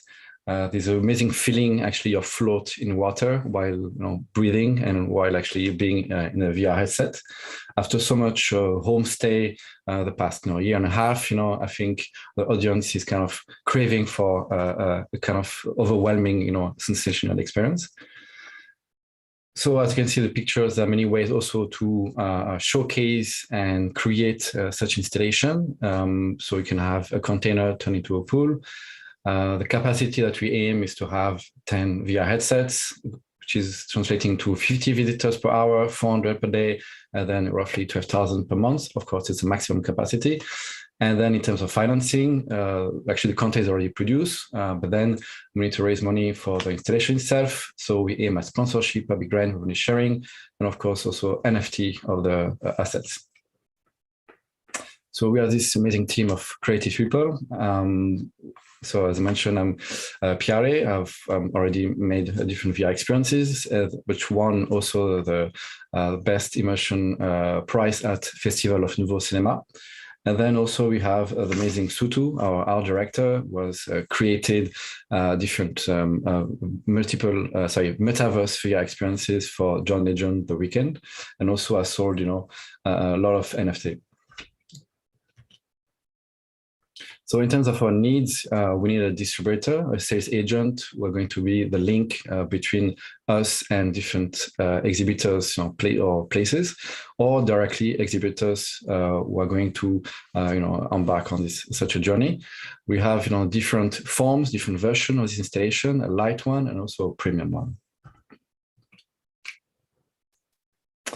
So really my goal is to amaze another 7-year-old child with VR, to create a sense of awe, and then also to unleash the full power of VR. So thank you so much. And I'm very happy to take a question. Yare, thank you so much for your presentation. Experts, if you have a question, please raise your hand. I have 2 questions.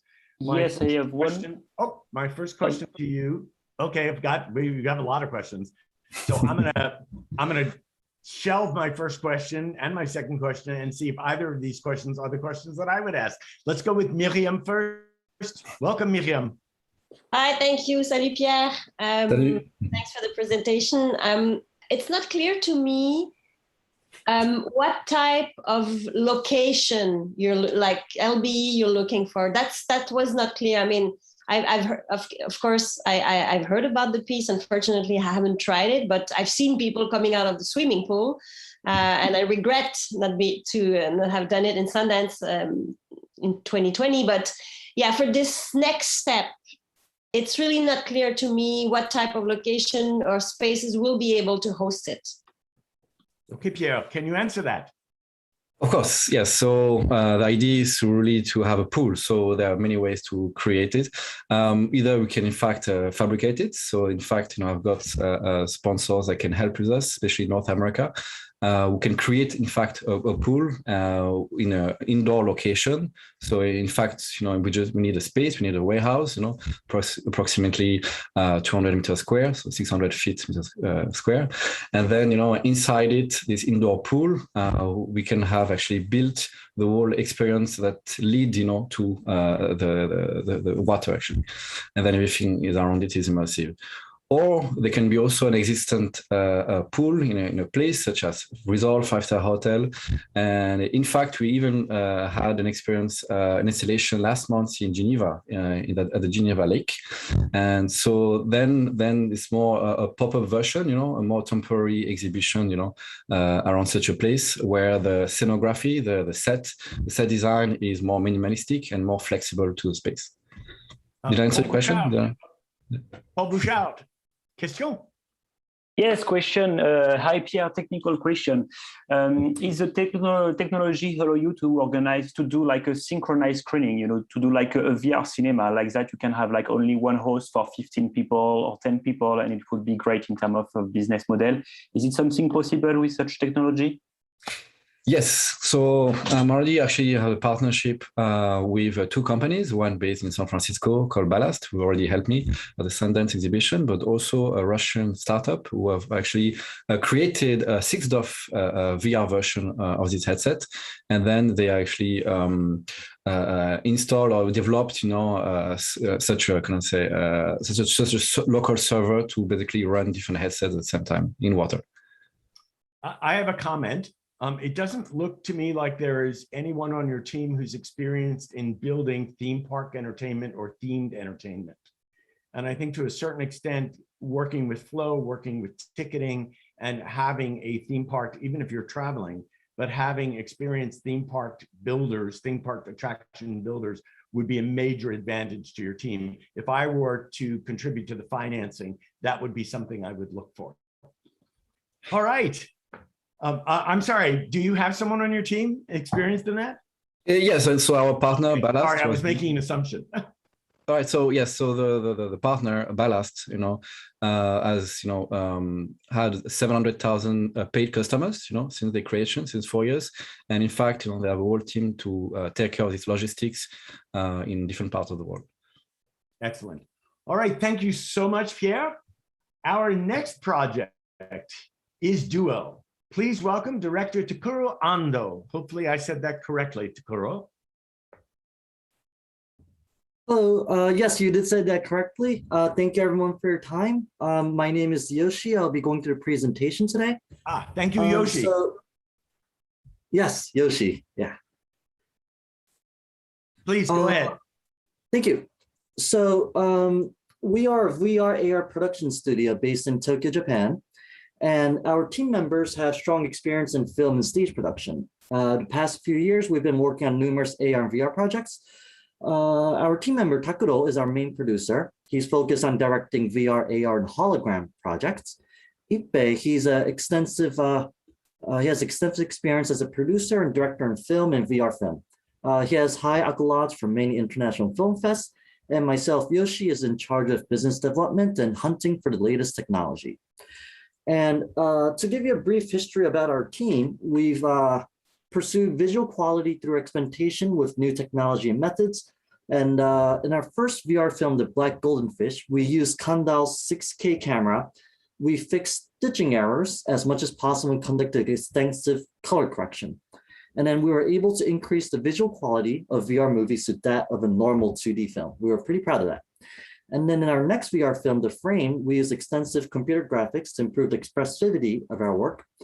And we purposefully filmed at a location that was not fit for VR shooting, but looked very, very good.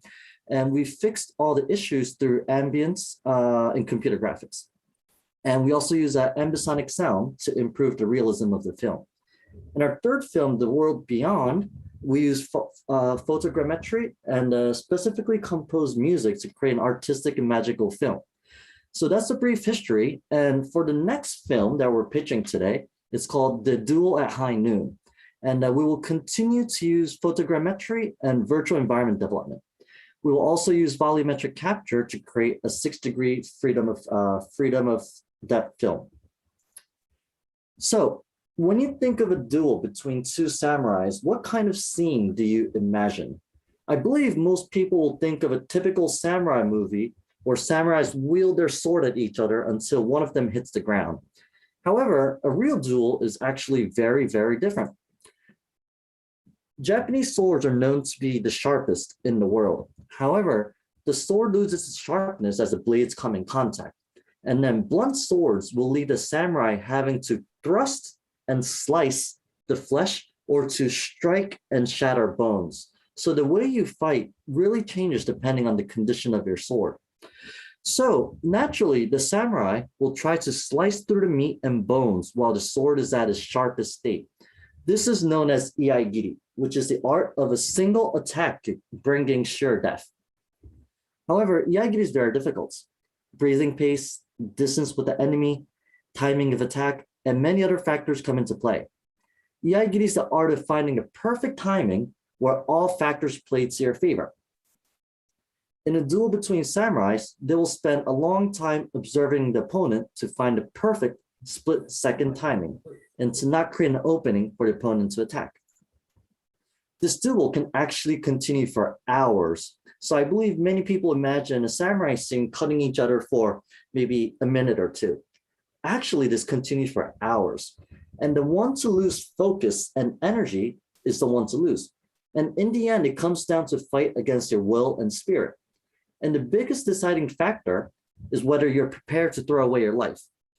The instance you swing your sword is the instance where the biggest opening is. And that is when the opponent will strike you. So you need to risk your life. You need to be able to throw away your life. And in our next film, we want to create a realistic duel scene that shows the mental state of two samurais that are prepared to die. Now I'll move on to explain the process of creating this film. The film will use 6 DOF, so we need a VR environment and 3D models. We will use photogrammetry to create the environment. We must make an enormous number of photos, create a 3D mesh, fix, clean, then retouch the stage. As for the duel scene, we will use volumetric capture, which is our biggest challenge. We will film actors fully dressed in samurai costumes in a 360 degrees green screen setting, and we'll use 8 depth sensing cameras to create the 3D models. And finally, we'll place the 3D stage and model data in a Unity environment to set the lighting and camera angle. As for the budget, the project duration will be 6 months, and we need a budget of $60,000 US. First, we'll need $3,000 to enhance our development environment, which will be 4 more depth camera and upgrade parts to our workstation. $5K for pre-production. This will be to use to prepare for the shooting and testing volumetric capture software. $20K for production. This will include software license fee, studio rental fee, filming location fee, and $22K for post-production. This is to create the 3D model, environments, music, sound effects. And lastly, $10K for project management guarantee for the actors and staff. Lastly, I want to state that we want to continue creating innovative films. After this project, we're planning to create an interactive VR film with multiple storylines. We have another project lined up, which is a mixture of live film and AR. We want to continue experimenting and challenging ourselves. That is why I want to secure a budget for this current project and make it successful so that we can continue our journey. That's the end. Thank you everyone for your time. Thank you, Yoshi. Thank you. It's amazingly ambitious. I'm actually surprised at your numbers in your budget. I would have expected them to be much higher. So you must be terrifically efficient. The past few films, we were able to get a lot of machineries and experience. So I think that goes to our advantage for the budget. Yeah, thanks. I think it does too. Does any of our experts have a question? If so, please raise your hand, or anyone in our audience that may have a question. Paul? Paul. Yes, I have a question. Thank you for this presentation. I have to confess I'm a big fan of Toshiro Mifune, so I really want to see an experience like that in VR. And you seem to be so accurate in your approach. Would you consider this experience almost as a documentary, a realistic approach and documentary about duel in between samurai? Thank you for your question. We would definitely try to be realistic in history and art of Bushido, samurai arts. So it will be realistic as a documentary, however, it will be more of a storytelling. Okay, thank you. Terrific. Are there any other questions? Yoshi, Tokoru, thank you very much. Thank you. All right. Our next project is Rabiola Tales. welcome Leonardo Souza.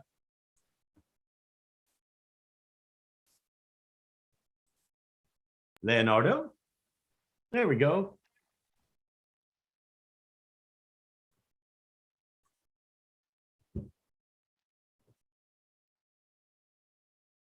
I'm actually not hearing you, Leonardo, so I'm hoping you are muted. That is why I'm not hearing you.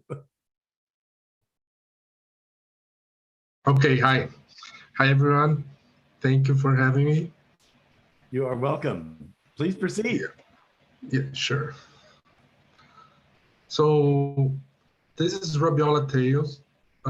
This is a VR experience about favelas, childhood, and kites here in Brazil. Kites here in Brazil is a big deal. I would say it's almost like soccer and samba somehow. And I have a personal... I'm going to stop you, Leonardo, because is anyone else seeing this flashing on the screen share? Yes. Just me. All right. Leonardo, would you mind starting? Close your share screen, close your presentation, open your presentation, share screen again. Let's see if that works. Let me see. You think with enough technical challenges in producing VR, this part would be easy. Is it still flashing? It is not. We're good now. Okay. Good. So I have a personal, I'm personally connected to kites. I used to kite when I was a child. And I think that that image of the sky full of kites, it's just like a server where you play a multiplayer game and there are a lot of players playing with you. So I decided to bring that to VR. So I will show our really quick teaser and then continue with the presentation.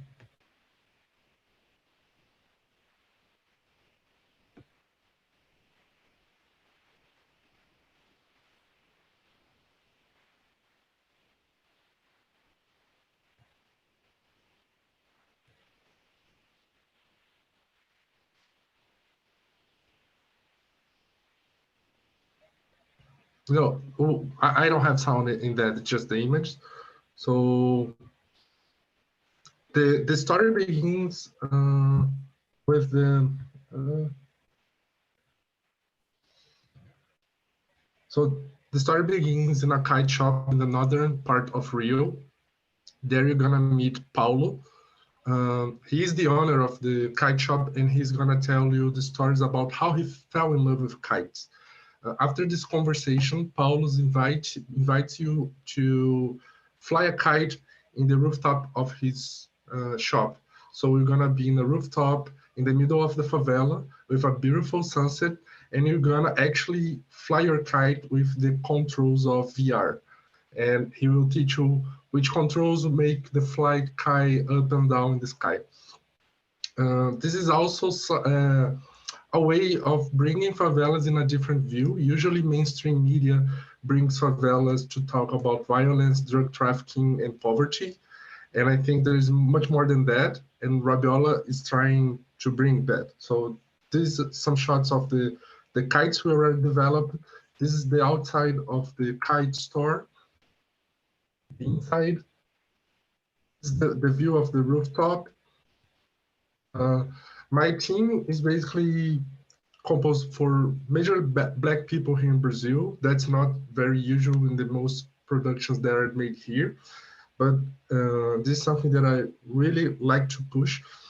And the developer works is Alberto. He works with game development and VR development as well here in Brazil. Tijolim is our 3D studio that works with animation and 3D modeling. Paula is our producer, and I am the director. And since 2017, I've been working, editing and directing 360 movie. I work as a filmmaker and also as a VR creator. So far, we raised around $28,000, and it made us possible to bring all those models that you guys saw and also to make a prototype of the interaction of the kite. So to make the physics, I'm going to show a quick prototype of the flying kite simulation.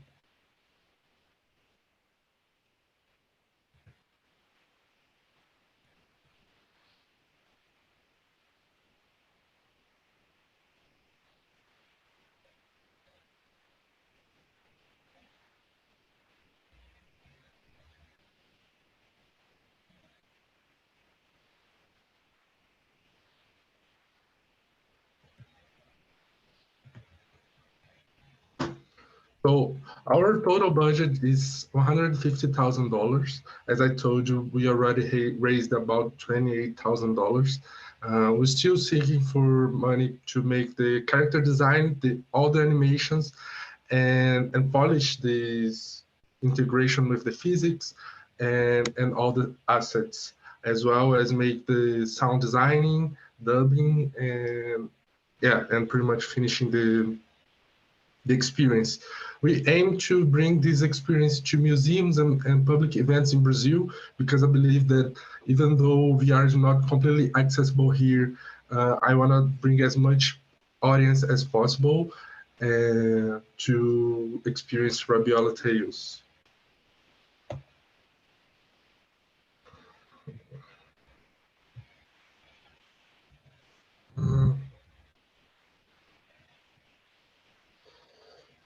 So yeah, that's pretty much it. Thank you. Terrific. Thank you, Leonardo. It always amazes me, the imaginations in VR creators and what they're able to do and how they're able to see the use of the medium. Does any of our experts have any questions regarding budget or anything else? Dana. I was just curious if the story returns while you're flying the kite, or is it just simply while you're in the kite shop? No, so you are in the kite shop, you hear the story of Paulo, how he fell in love in his childhood for kites. And when you go to the rooftop, there are some kites in the sky that will be interactive. So as you fly nearby them, Paulo tells you more stories. Cool, thank you. Terrific, thank you so much. All right, any other questions? Great, thank you, Leonardo. All right, our next presentation is Lunatic VR 6th. Please welcome Cuba and Paulina. Hi there, my name is Paulina. Hi there, hello everyone. Please proceed.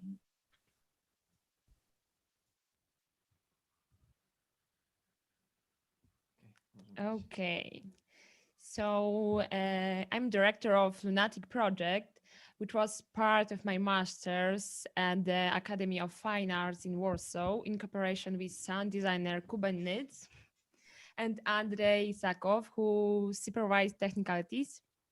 The Luna Cinema is a specific place located in the very center of Warsaw, where I have gathered different life experiences while working there.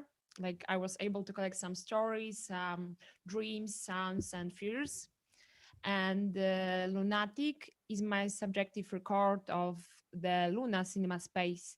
It's a memory, touch, introduction to the magical world from behind the curtain. We connected two meta spaces, the mirror reflection of the cinema hall, and the participants can move between places, crossing the screen space, impossible in the real world. So Lunatic, virtual reality experience based on 6 degrees of freedom, which combines the space captured with the 3D scan, with cooperation with the producer of Faro Solutions, and the activities of employees archived using the volumetric technique, Kinect.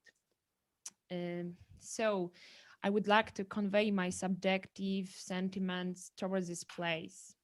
This unique atmosphere, rituals, which, like our needs, will be transformed. Like how could we fanatics conserve a certain aura? Are we really able to recreate it?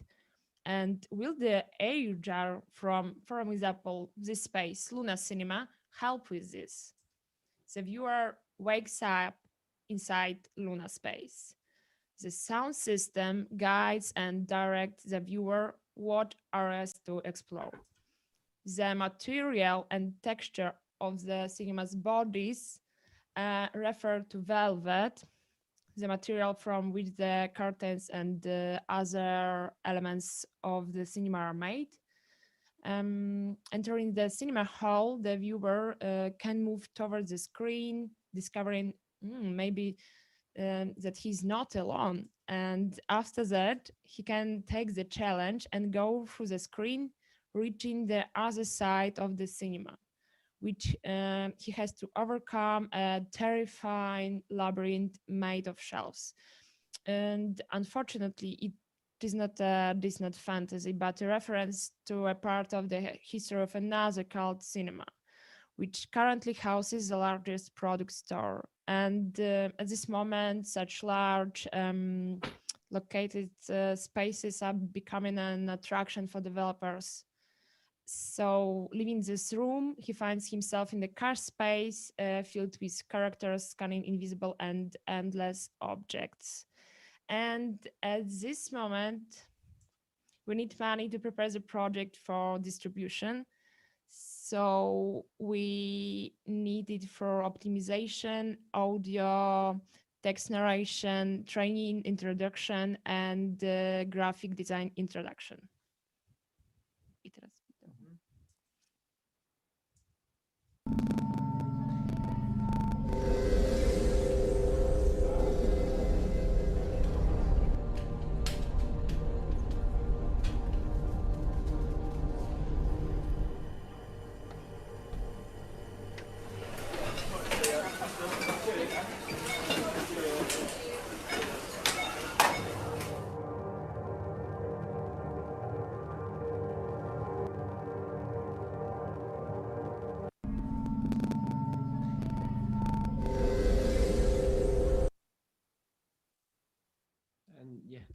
Oh my gosh. There's just a few pictures from the Kino Luna.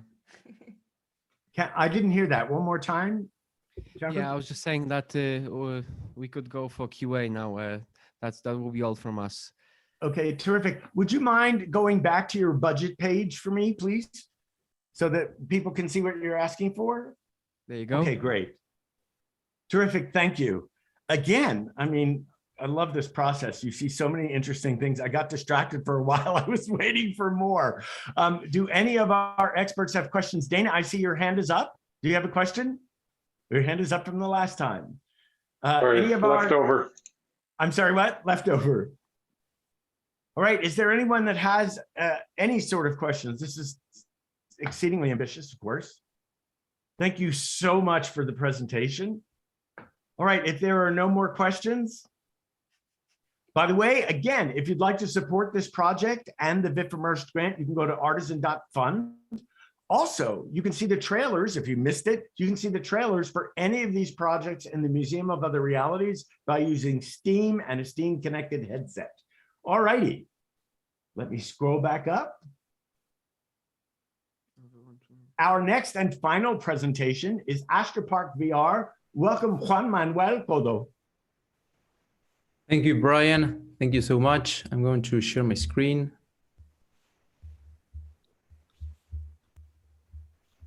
Can you see it?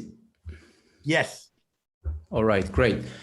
Well, my name is Juan Manuel Codo. I'm director at Studio Soup. It's an animation studio in Buenos Aires, Argentina. We do animation. We've been doing for 12 years now. And for the last 3 years, more or less, we've been focusing more on VR and AR. Here I'm bringing this brand new project called Astropark. It's an astronomy-based virtual world. We took inspiration for this project based on the famous astrophysics Carl Sagan. I'm a personally really huge fan of his work.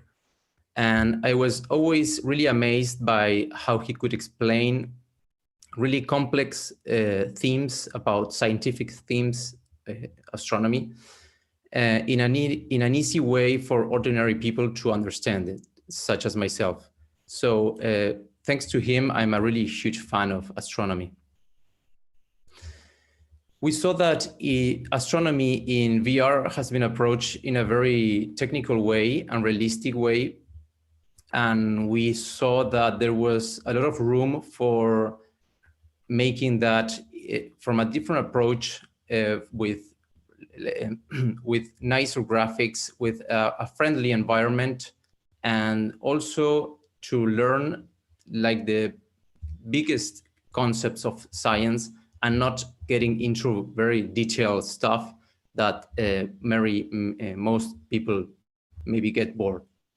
So here's the trailer so you can understand this better. It's actually a working prototype, so everything you see, it's working.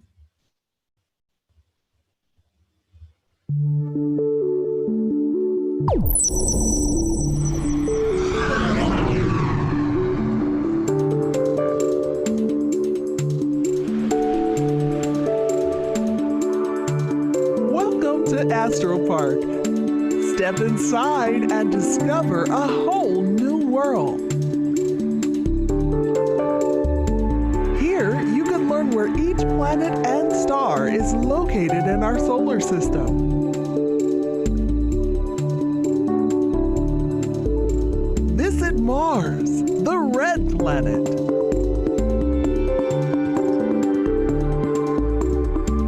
Understand what the gravity force is. So stay tuned. Our target is 13 plus to 65 years old, but we're aiming for waking up that inner child that every human has, and just that wow factor, and to be amazed by science and learn at the same time. For example, as you have seen on the trailer, the solar system area, you have to literally place the stars and planets in the correct place. And at the Newton zone, there's like a mini game where you have to throw apples to different targets, but the catch is that you have a lever to modify the gravity.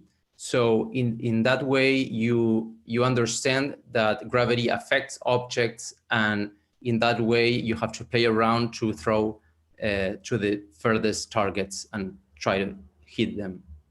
So this is like the best example. We are not getting into very technical stuff, but just like strong, solid concepts of astronomy.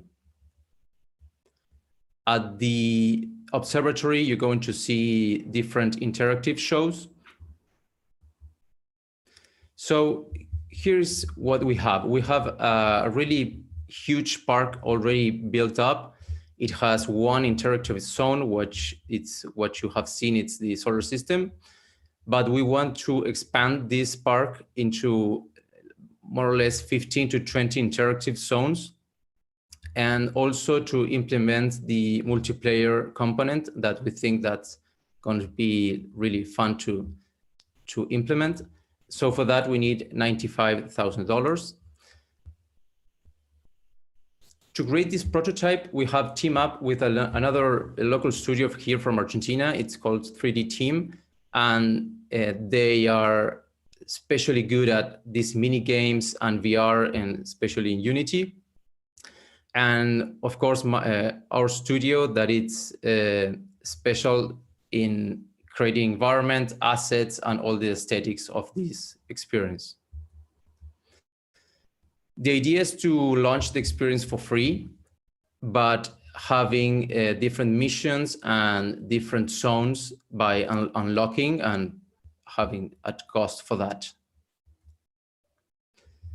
We have a strong distribution plan. We have also a few sponsors here from Argentina, a university and the Association of Video Games that are supporting us. And I have just made Silver Grain, and he's organizing Stereostopia here in Latam.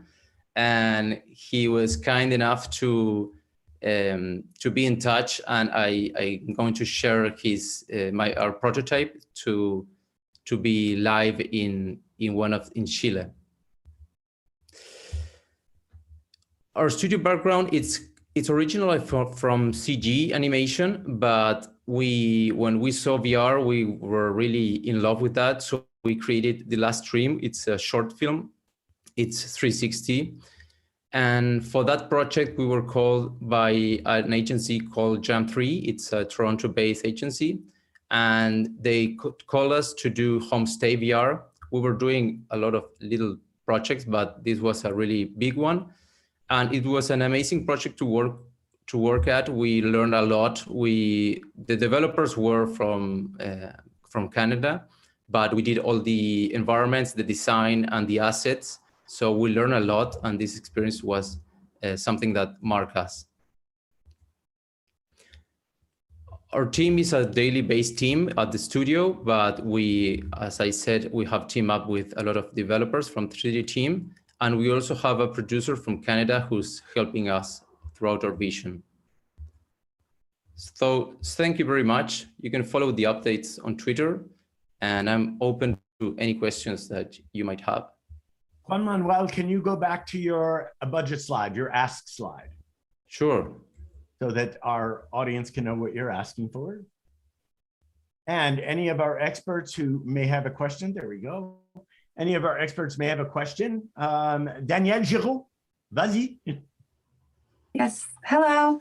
Hi, I'm Hello. just wondering if you can give a bit more insight about the replayability. So I know you'll be adding factors where users can find different worlds and different parts. But yeah, I'd like to know a bit more about what will bring people back. You mean what we are thinking in the future? I didn't understand the first part, sorry.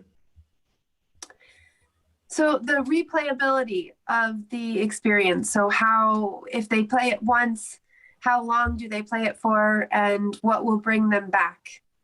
What the strategy for sure. would be? Well, there is this, the observatory, where we think it's going to be like a show place for different interactive shows. So the idea is everything is going to constantly be updated. And I understand what you're saying about I've just done that and that's it. So the whole idea is that it's like a living metaverse, and everything is going to be like renewed and updated. Like when they decide a planet is no longer a planet. Whoa, sorry? I said, like when they decide a planet, like Pluto, is no longer a planet. Danielle, did that answer your question? Yes, that was great. Thank you so much. Great presentation. Thank you. Are there any other questions for Juan Manuel? Terrific, Juan Manuel. Thank you very much. Wow, this has been a marathon. A couple things I want to say. Number one, if you want to see the trailers, you can see them again, probably on Artisan, but also in the Museum of Other Realities. If you'd like to support any of these projects and the VIFF Immersed Grant, you can go to artisan.fund. I'm just looking at my notes here. Okay, and then I just would like you to know that the winners of the VIFF Immersed International Competition have been announced. I'm not going to give it away. You can find out who they are in on the VIFF YouTube channel in animation, cinematic, documentary, and AR storytelling. Thank you to Artisan. Thank you to Anna for making my life so easy today and prompting me in the chats. Thank you to all our presenters and what you continue to do for the industry. And thank you to our experts and what you can continue to do for the industry. And thanks for attending the VIFF Immersed Market. We'll see you later.